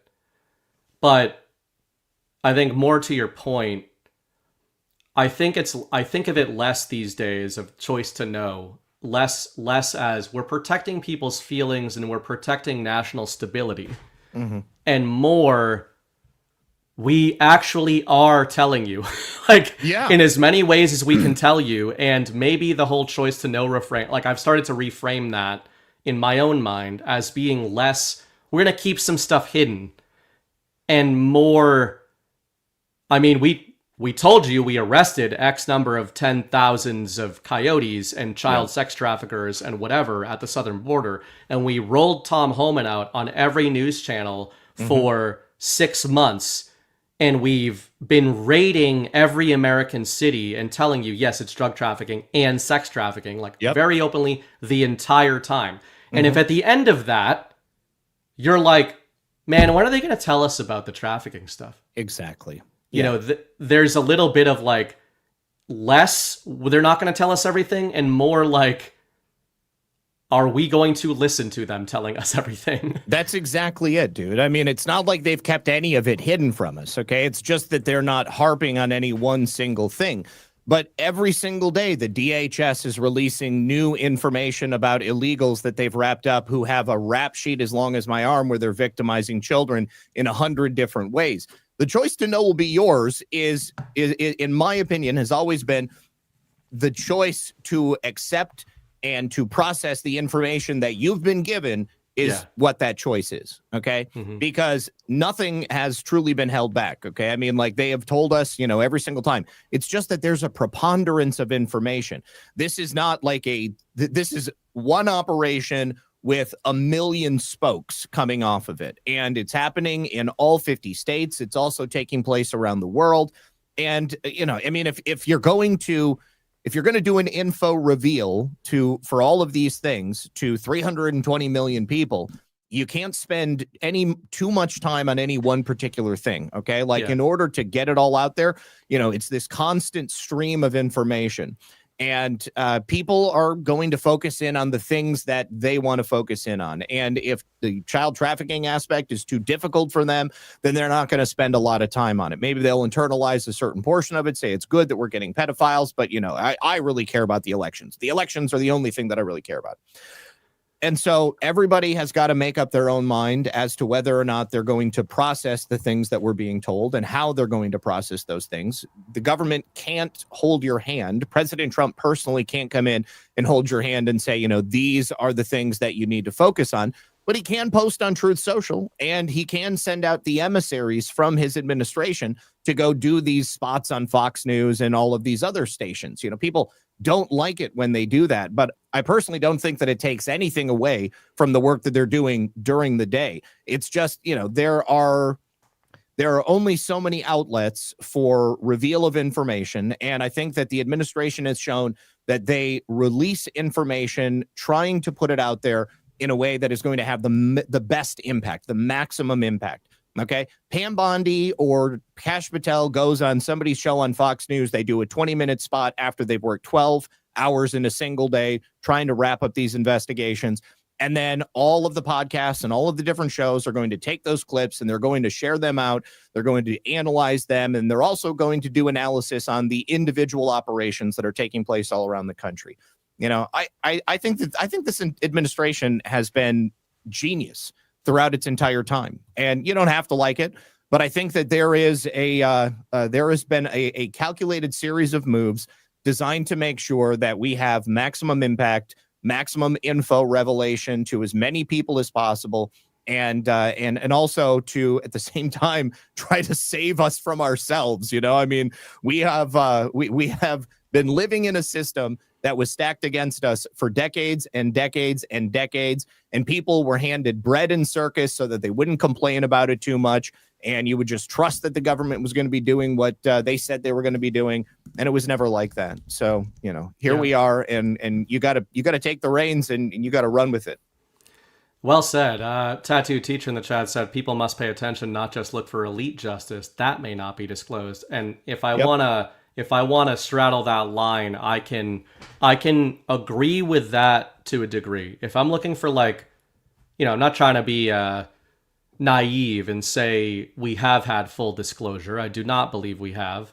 And again, you want to look at the Q drops and say, hey, track resignations and all that. I think that there is, to those of us paying real close attention to this stuff, there is a pattern in 2025 in particular of institutional and corporate capitulation to Donald Trump. I'll use a few off the top of my head. Apple, Nvidia, Samsung, Meta, all these guys, the capitulation is subtle, I think, because most Americans are like, oh, that's nice of Mark Zuckerberg to build a giant data center that we're going to end up using for AI acceleration and energy and all this kind of stuff that's part of Trump's new infrastructure plan. That's nice of Mark. And it's you're allowed to see that as a capitalistic choice. You're also allowed to go, there probably have been some conversations in rooms with some of these people at the tops of some of these companies where Trump and the boys are like, listen, you're in charge of a very powerful American institution. And we'd really like you to become an ultra-nationalist now. Mm-hmm. And they're just doing it, So, you're allowed to think, hey, maybe some of these guys were on the take. Maybe some of them were victims in their own way of, being levered. We talk about the layers, the 7-layer cake of organized crime.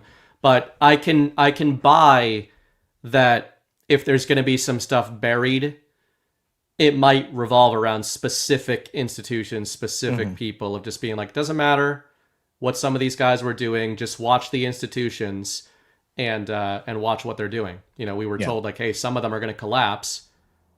You think maybe Disney and some of these places, and look, Warner Brothers is about to get swallowed up by Paramount.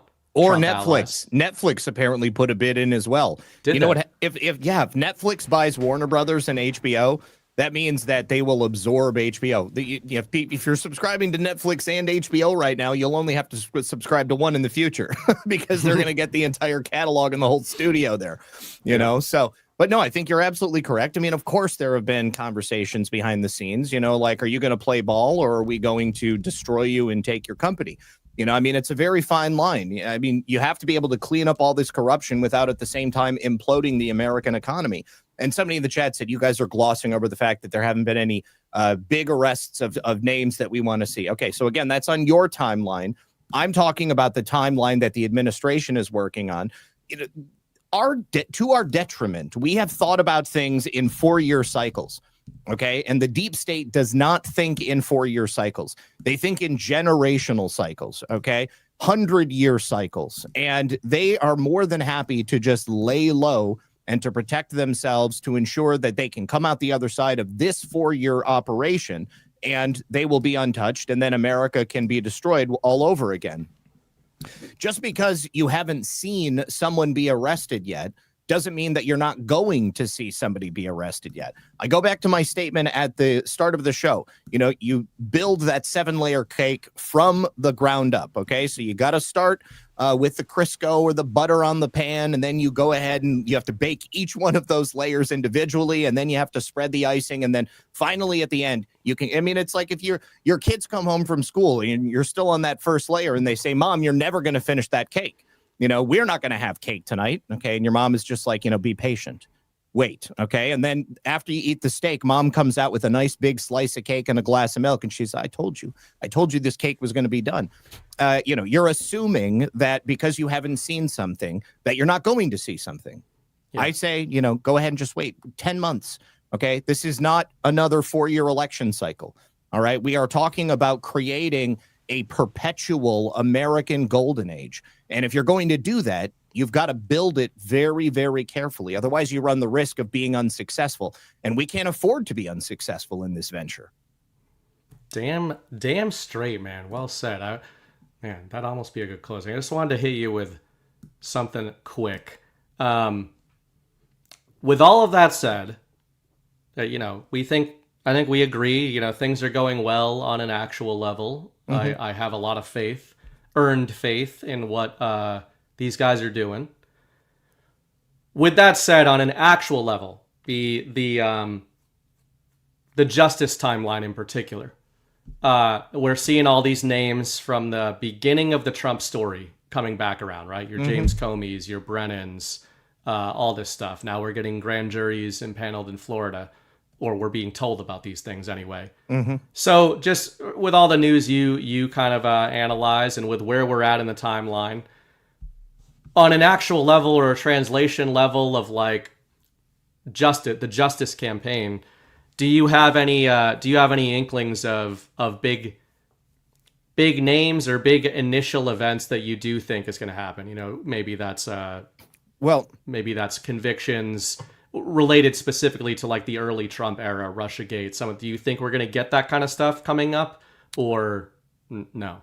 No, I think we absolutely will. I mean, I think that you're going to see John Brennan indicted. I think that Adam Schiff is probably going to be a huge indictment. I mean, beyond just the mortgage fraud that he was involved in. I mean, he was deeply involved in the overarching conspiracy. You know, I think that we're going to have these low-level indictments prior to the conclusion of that Florida grand jury.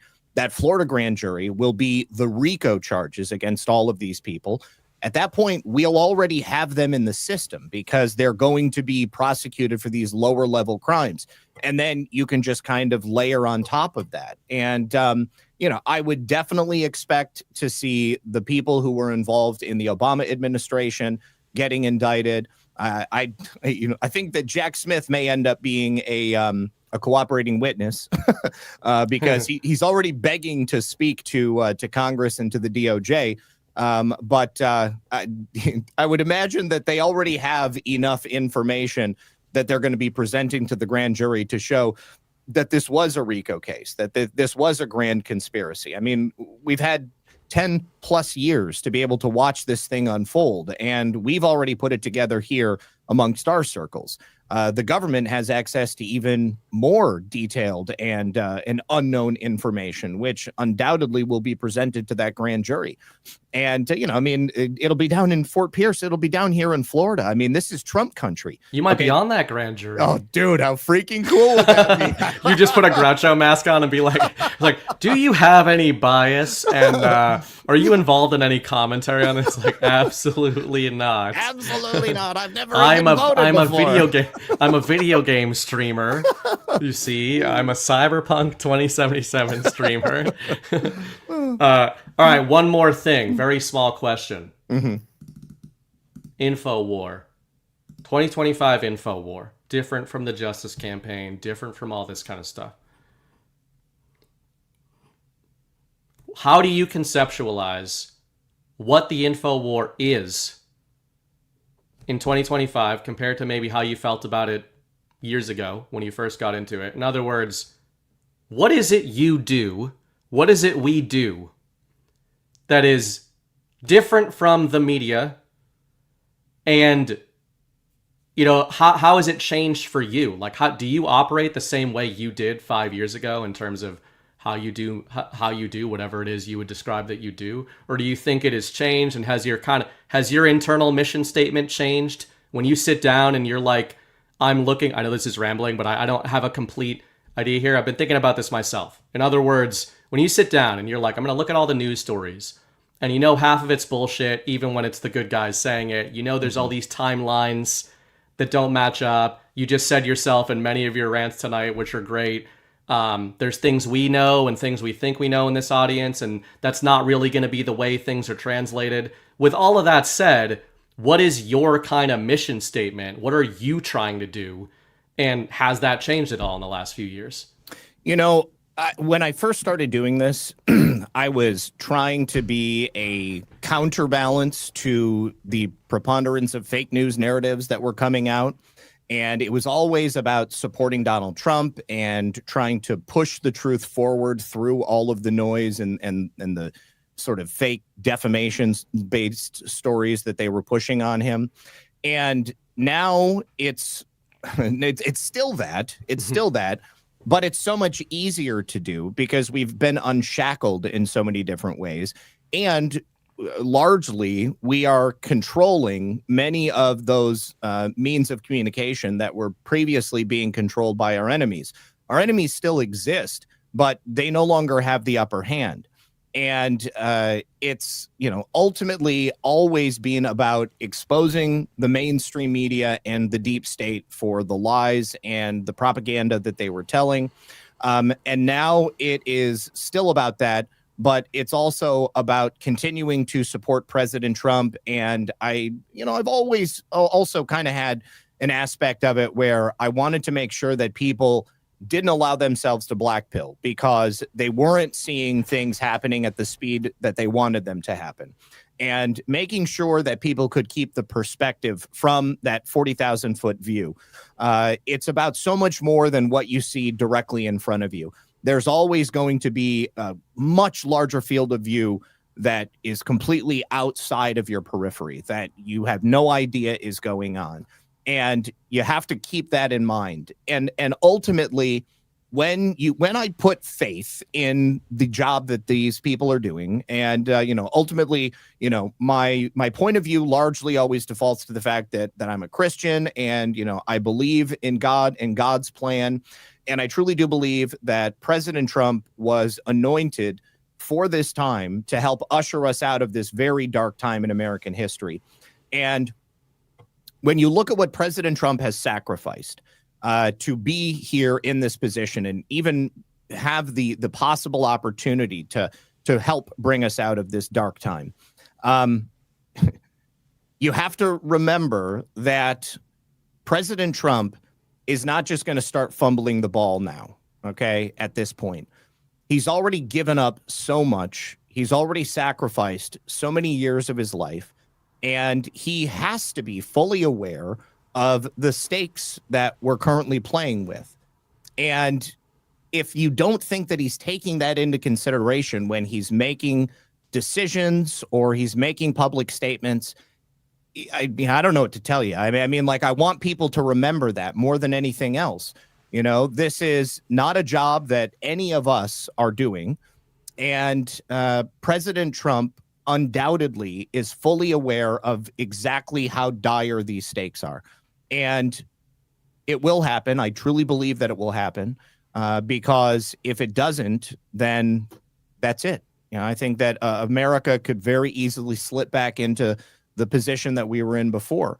And so President Trump didn't just give everything up to come this far and then fumble at the, at the 50-yard line, 49-yard line. I don't know. Yeah, you can fumble at the 1-yard line these days. There we go. 1-yard line. You're right there before the touchdown. You fumble at the 1-yard line. That's can tell you're a big sports ball person.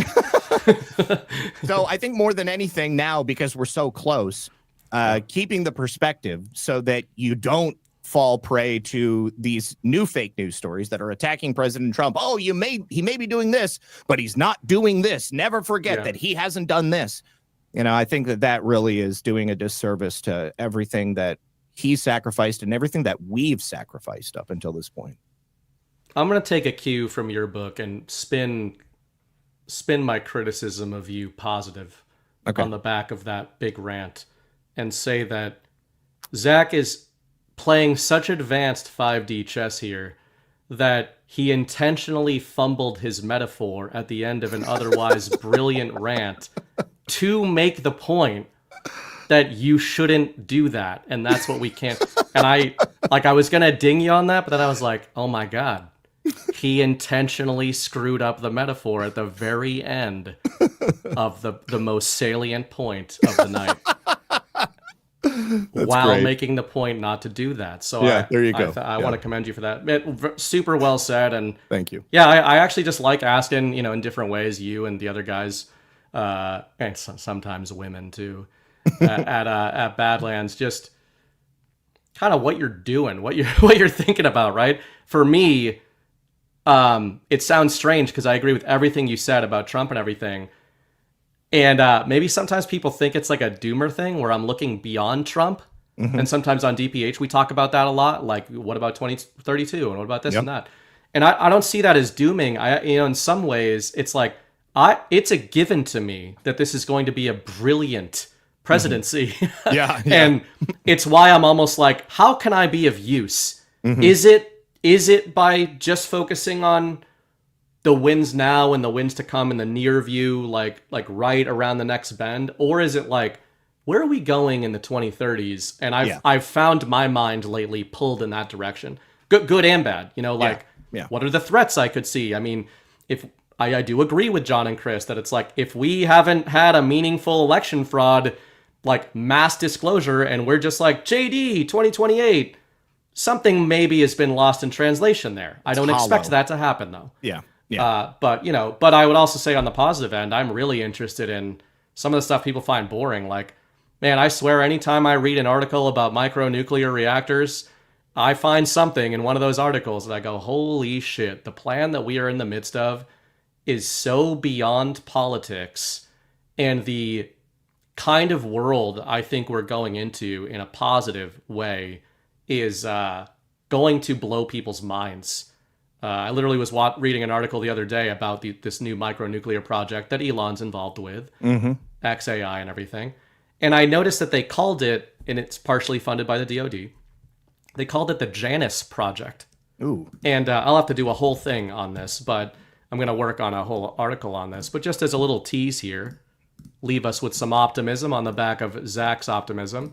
What is the Janus Project? Well, Janus is a Roman god of beginnings, gates, transitions, time, duality, doorways, passages, frames, and endings. Mm-hmm. He is depicted as having two faces. If that's not the most bicameral motherfucker you've ever seen. Absolutely.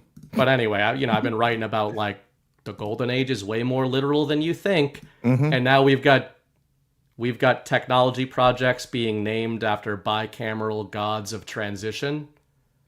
I love it. There might be something there, man. I think so. And I think you're absolutely correct to look beyond the next election. Okay. I mean, that was part of my point with, not just seeing this as, 4 years. Okay. I mean, we have to think about what comes after President Trump. And I think that it would be foolish to imagine that he and his team are not also thinking about what comes after President Trump. But you've got to lay that foundation to make that even possible. And certainly the exposure of the fake and gay election system is definitely going to be part of it, because unless we fix that election system, we can't trust anything that comes after it.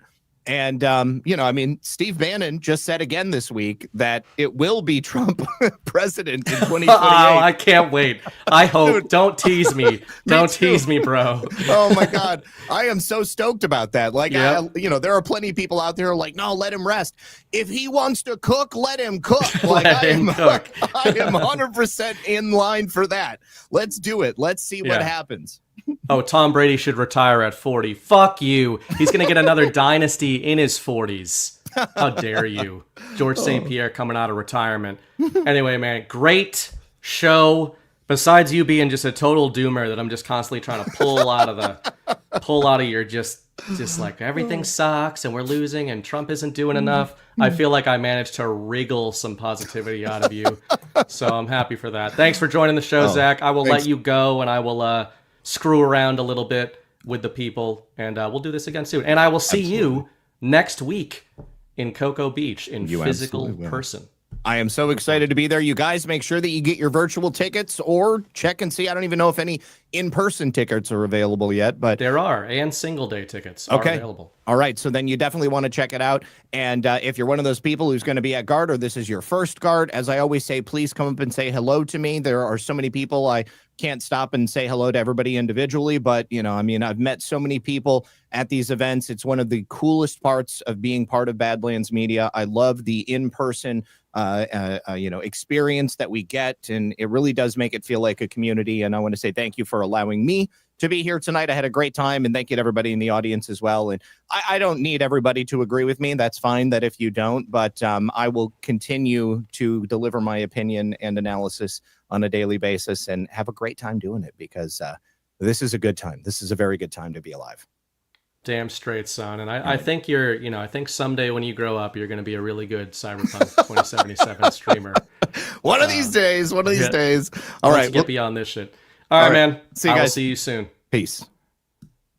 Thanks to Zach. Last time he was on the show and he left, and I started insulting him after he left. And there was like 2 people that texted him to be like, do you know what Burning Bright said about you? And he was just like, that's just what he does, man.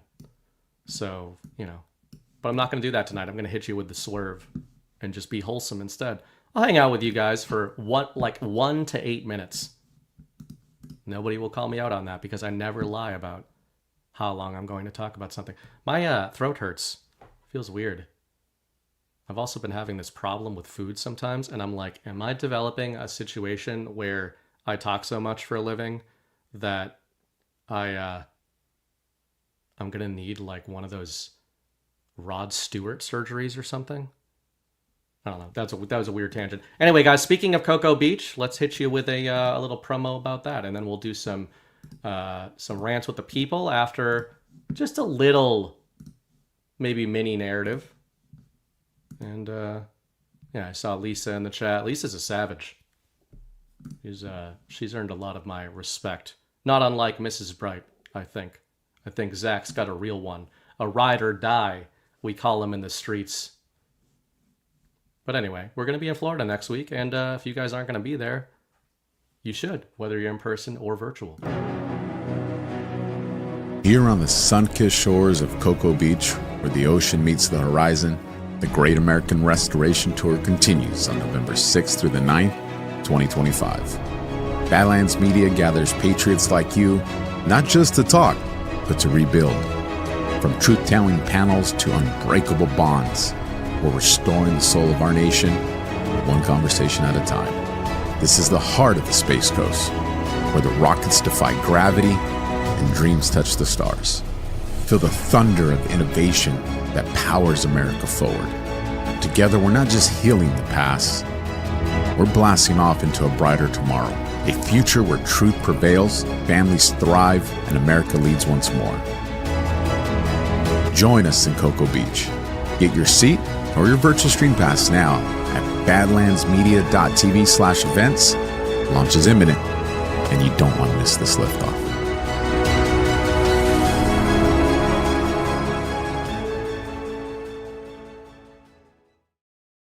badlandsmedia.tv/events. And yes, Lisa, I did say the streets, but probably the sheets too, just like Mrs. Bright. It's late. We can get into that kind of stuff. We all know. There's a certain vibe to the Mrs. Brights of the world and those she freely associates with. You can take the girl out the streets, but you can't take the streets out the girl. Right?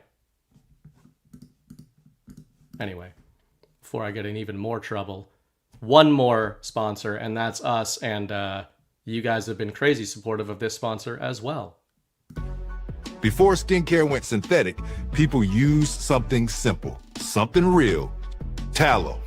Grass-fed and finished beef tallow is packed with vitamins A, D, E, and K. Nutrients your skin actually knows what to do with.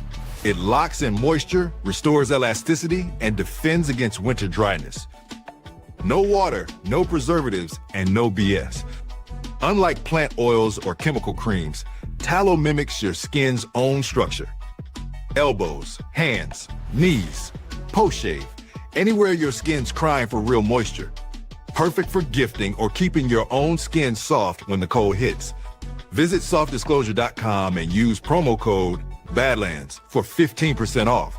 Ancient care, modern truth. Soft disclosure. Before I get to the trifecta that just happened in the chat, the cascade. Yeah, you guys have been supporting Soft Disclosure. Annie at Willow Wind Farms literally asked us to put out a disclaimer and say, hey, orders might be a little delayed here. They're all going to be filled. But that's a good problem to have. Again, when you guys support Benson's, when you guys support Soft Disclosure is our product. It's our brand, but it's Annie's product. It supports us. It's part of the, you know, this business is extremely volatile, right? It's like, 1 month you got sponsors, another month you don't. 1 month people, you know, have some cash and they want to tip you. Another month they don't. And 1 month everyone hates you. Another month they don't. But these are the types of things that I think are the most symbiotic relationships where it's like, okay, hey, if you need honey, you want honey, we get supported by it. They get supported by it. You want to support these local businesses, you're supporting us as well. So you guys have showed up in a huge way, and that's very much appreciated. So the trifecta, Ash said, you're at 3 minutes. That's what she said. So that's just an appetizer. And I love how Red Pill Wife and Real Mrs. Right responded to my debaucherous diatribe. Right? You know what I was hinting at there? The girl out the streets. Red Pill Wife says truth. And Real Mrs. Bright said, I wonder if there's one stream you could do without referring to me as a hoe. So anyway, I feel like that was the perfect progression. I'm not even going to offer commentary. That was just the perfect progression. I said what I said, and the real ones know. The real ones know what's up. So anyway, before I get into a few rants there, if you guys want to send a rant over, you can. If you're watching this on replay on Monday and you want to shoot a boost over, go to Badlands Media. I did mispronounce diatribe, Ash. You're right. You're right to call me out on that. badlandsmedia.tv/boost. You can select the narrative. Great guest tonight with Zak. Only thing I wanted to talk about, we're kind of in a holding pattern in this narrative, which I did expect. But, you know, it's worth showing you the narrative updates, which is Scott Bessent, as you guys know, I've been writing about and commenting on quite a bit lately, has said that U.S.-China trade framework is reached, rare earth controls deferred. So we've got Trump on his ASEAN tour. ASEAN? How do you pronounce that? We got him standing here with some of the boys. Oh, what is going on? Oh, I'm not sharing the right thing.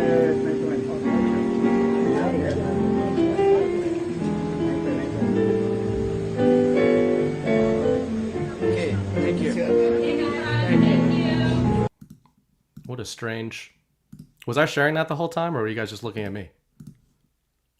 What is happening? Anyway, it's Trump's doing stuff in Asia. So I've been writing about Scott Bessent quite a bit lately. And as predicted, 1 billion times in all of my China rants with all you anti-China hawks, you're like the Zionists of, what do they call that? Of anti-China. Who knows? As I've been saying 1 million times, I named this in 2022 with China in particular. The relationship between Donald Trump and China is emblematic of the emergent relationship between, the relationship between Donald Trump and Xi Jinping is emblematic of the relationship between the US and China that's going to be going into the future. In 2022, I said, the curious case of intermittent escalation. And that's what we have here. Keyword, intermittent. Intermittence. Which means it's going to escalate and it's going to de-escalate and escalate and then de-escalate. And while all the alt media and all the financial media and all the MSM media start telling you that this is like some sort of hardball negotiations and Trump's going to tell you that and Xi's going to tell you that through his proxies, it's not. The deals are done. The framework is in place, as Scott Bessent has told you. And if you want the actual tell, besides just believing in the sovereign alliance and believing everything's going to work out and that the deals are done, which they are, the actuals are there to show you that the deals are done. And most of those actuals, if you guys are bored and you want to look them up, look for joint economic projects that are being planned between the US, China, the US, Russia, China. That's not as crazy. So they're not planning joint economic projects, guys, if they don't know that the trade deal is already done. Like, this isn't actually that hard. It's just that if you're only paying attention to the current present narrative timeline, or informational timeline, as Chris Paul would say, then you're just going to be stuck in this escalation, de-escalation seesaw. There was a article, let me pull this up now that I thought about it, where the financial media is starting to pick up on this. Of course, I have a giant...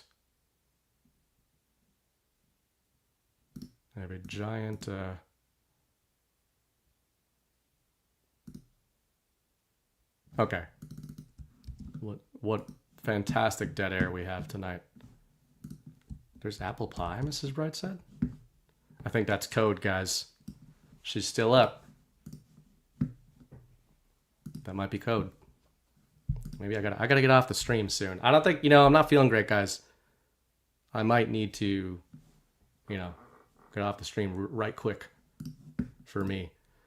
So this was the article I thought of earlier from Rabobank, who think that they are based, but they're retarded. Markets are trading as if every escalation automatically de-escalates. Now pay attention here. Thursday, October 23rd, okay? The trading desk guys are like, it seems like every time we escalate, we just end up de-escalating afterwards. Maybe we should start pricing that in. And then on Sunday morning, Scott Bessent goes, well, we have a framework. I mean, everything's actually kind of fine, in the midst of a serious line of questioning about what are we going to do? Trump and Xi can't seem to figure it out.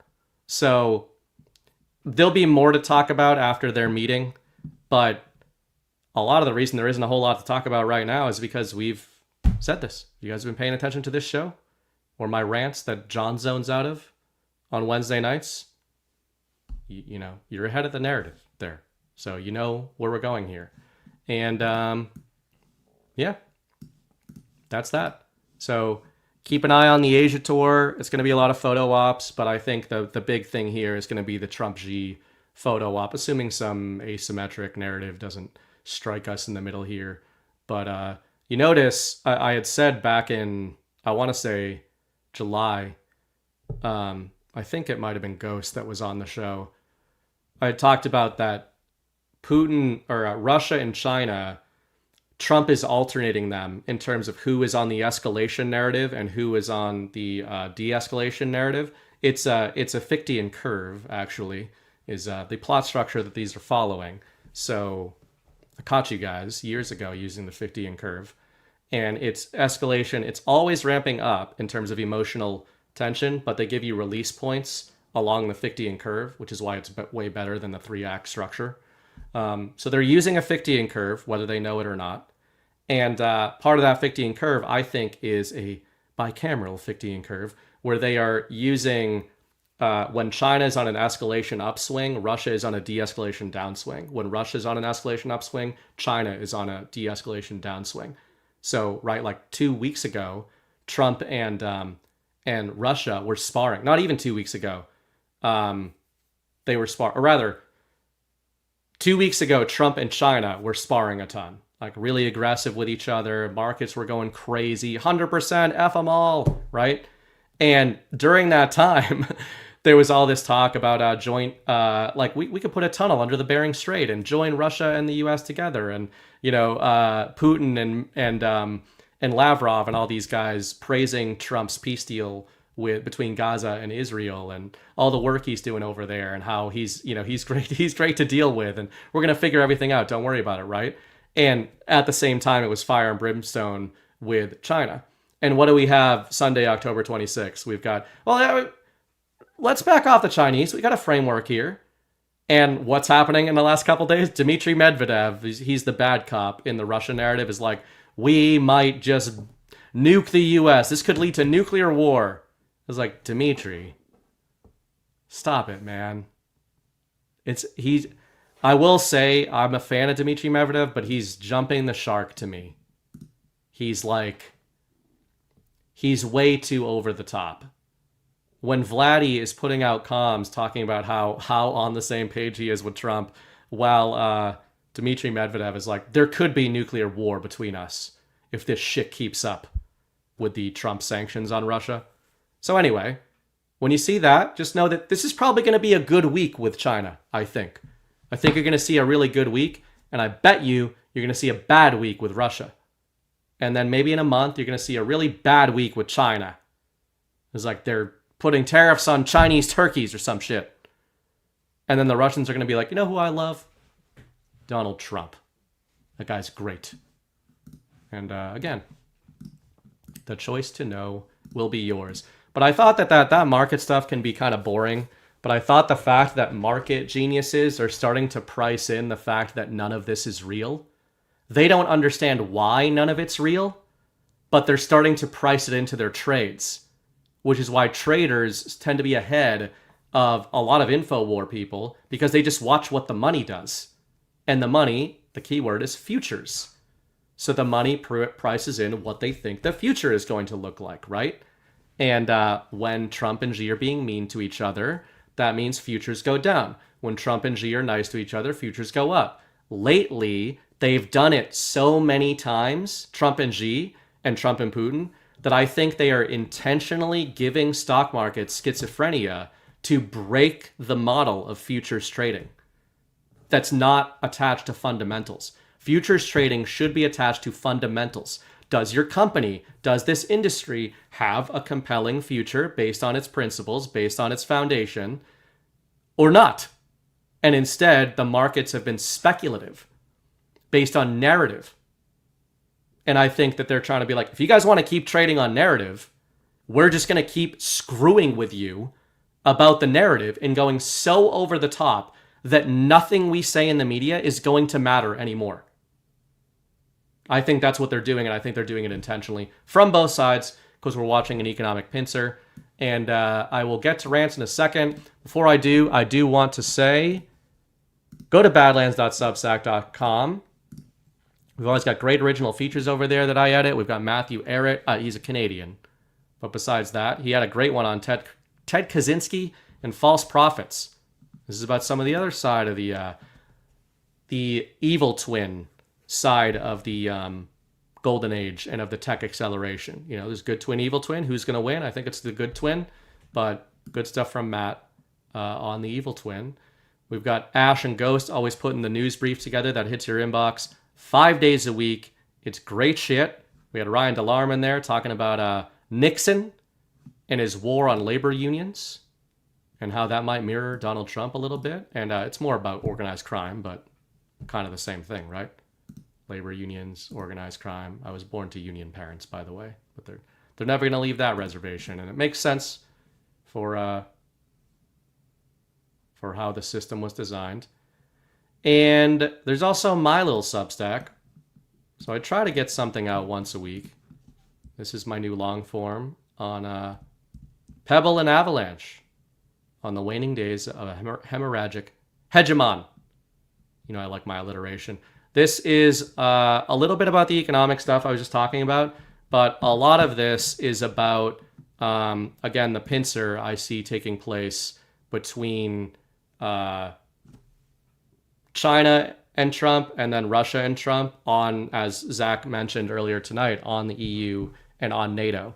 It's the financial kind of political layer of the globalist cabal, and then there's the military layer. Oh, that's nice. But yeah, I agree. Anyway, that was exciting.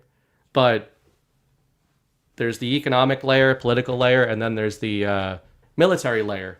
And I think both are being exposed here in a pincer. And the reason I called it Pebble and Avalanche is because my thinking on how are these things going to be exposed, how is NATO and the EU going to be exposed even more than it already is? How is the actual cascade going to start on the back of the exposure? They're being exposed right now for being globalist retards, right? We're getting away from globalism. Trump's tariff war and trade war is largely to expose the retardation of globalism itself, which is most exemplified by the EU, I would say. Used to be China, but I think that those days are behind us. It's the EU. And on the military side, it's being increasingly exposed to basically all players, that the only ones who don't seem to want these peacemaking efforts to go forth, whether you're talking about Israel, Gaza, or specifically Russia, Ukraine, it's the EU. And as I said earlier, the reason I called it Pebble and Avalanche is I used to think, we're going to get this massive escalation. I still do think that. Massive narrative escalation. But I used to think, Donnie's going to come in and Putin's going to come in and off-ramp us. And I still kind of think that. But I've started to think there's an in-between layer there. And the in-between layer is going to be pebbles that start the avalanche. It's going to give Donald Trump narrative shielding. It's going to give both sides narrative shielding. And I really think it's Slovakia and I think it's Hungary. I think they're going to say, I don't want to be here anymore. I don't want to play this game anymore. And Trump's been saying, NATO's gay. So what if we are not the ones who leave NATO? What if NATO collapses from within? And what if it is these small, disrespected, forgotten nations on the periphery, the ones NATO wants to keep as a buffer between the big bad Russia and their soft, gooey interior of Germany and France, far weakened in the aftermath of World War II because they're globalists. So I think those states on the periphery, Hungary, Slovakia, Serbia's already there. They're not in NATO, which is why you've had so many regime change operations there. And the Baltic states, Lithuania, Estonia, and Latvia, I think they are being used to provoke Russia. And I think they're getting a little tired of it. So I think the cascade in NATO and the EU is going to begin in the Baltic. It's going to begin in Slovakia and Hungary. And who's the biggie? Who's the biggie that's going to break ranks, that's still playing coy on both sides of the narrative here? I predict the biggie is going to be Poland. Poland is going to be the biggie that joins Slovakia and Hungary and the Baltics and is like, you guys are super gay. And we do not want to be Germanied again, Poland does not want to be Germanied again. So anyway, that's what I think about that. Who knows what I'm talking about at this point. Hit a couple rants here. Tom Terrific, $20 for the cause. Thanks, Tom. Gully 45 for 10. Remember, the NBA started the COVID scamdemic, shutdowns in 2020 by canceling all their games. That's right. They blinked first, those little bitches. So I think there's a lot more there. If you hear people talking about poker games in the context of the NBA scandal, slap them in the face. And then as soon as they come to their senses, slap them again, wait patiently, and then explain to them very calmly and rationally how stupid they are. That's what I would say to that. Melindy, if only peeps had as much fervor toward who their mayor is or who in the county councils. Professional sports leads to couch potatoism, non-participation, in my humble opinion. I think it's all about knowing what you're doing, right? You gotta... I still love sports. I don't like the NBA because it's gay. But I still like sports, but I think it's all about, are you in control of yourself? Do you know what you're watching or not? Is this tied into whether or not the Patriots are good at any given time? Sure. Drake May is the best. He's the GOAT. He's clearly the best quarterback in the league right now. All your guys' teams are gay.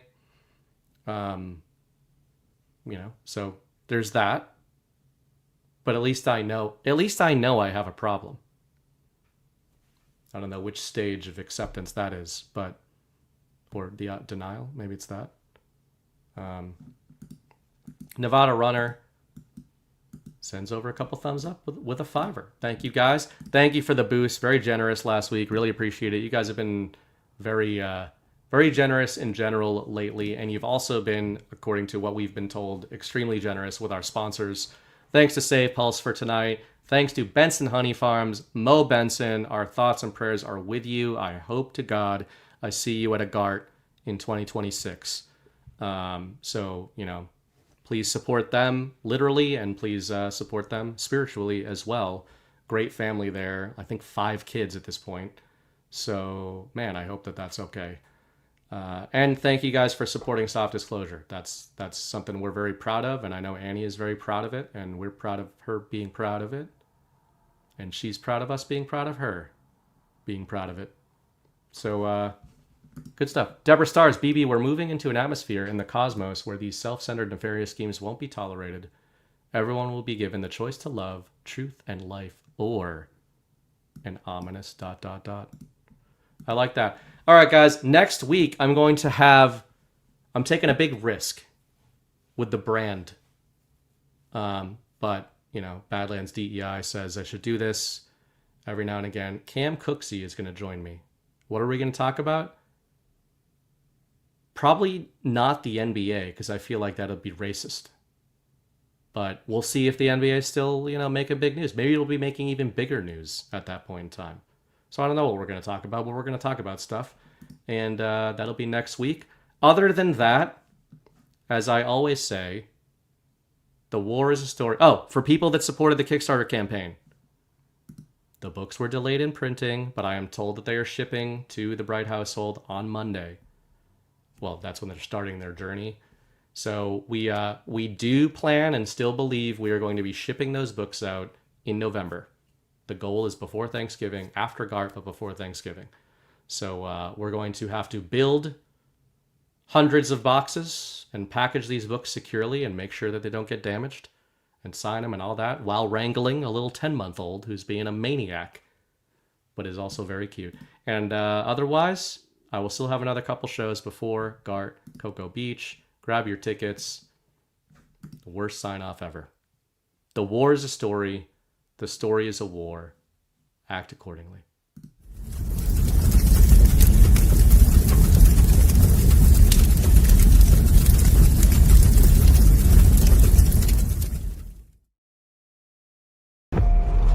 We were sleeping. I've been sleeping. I've been turning away from a truth I wanted not to face. There is a wound that won't heal at the center of the galaxy. There is a darkness reaching like rust into everything around us. We let it grow, and now it's here. How many men have you killed, Malone? I don't know. 50? 100? Countless. Countless has a nice ring to it. And how many lives have you saved? 500,000. Population of King's Landing.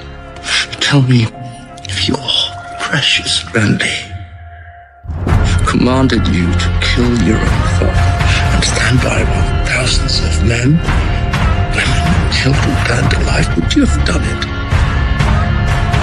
Would you have kept your oath then? Our time has come. We prepared. We grew stronger. Were you rested in your cradle of power? You were trusted to lead the Republic. But you were deceived. You assumed no force could challenge you. And now, finally, we have returned. The visions are clear now. I see possible futures all at once. Our enemies are all around us. And in so many futures they prevail. But I do see a way. There is a narrow way through. It's not a prophecy. It's a story that you keep telling, but it's not their story, it's yours. They deserve to be led by one of their own. What your people did to this world is heartbreaking. We gave them something to hope for. That's not hope! We have survived by hiding from them, by running from them. But they are the gatekeepers. They are guarding all the doors, they are holding all the keys, which means that sooner or later, someone is going to have to fight them. I wish none of this had happened. So do all who live to see such time, but that is not for them to decide. All we will have to decide is what to do with the time that is given us. Forgive me. I did not see. I have failed you all. You will bring me. Captain Armor, I do not know what strength is in my net. I swear to you I will not let the White City fall. Our people fail. Our people. Our people. I wish you good fortune in the wars to come.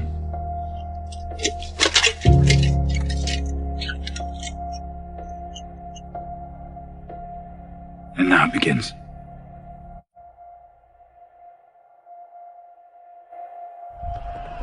No. Now it ends.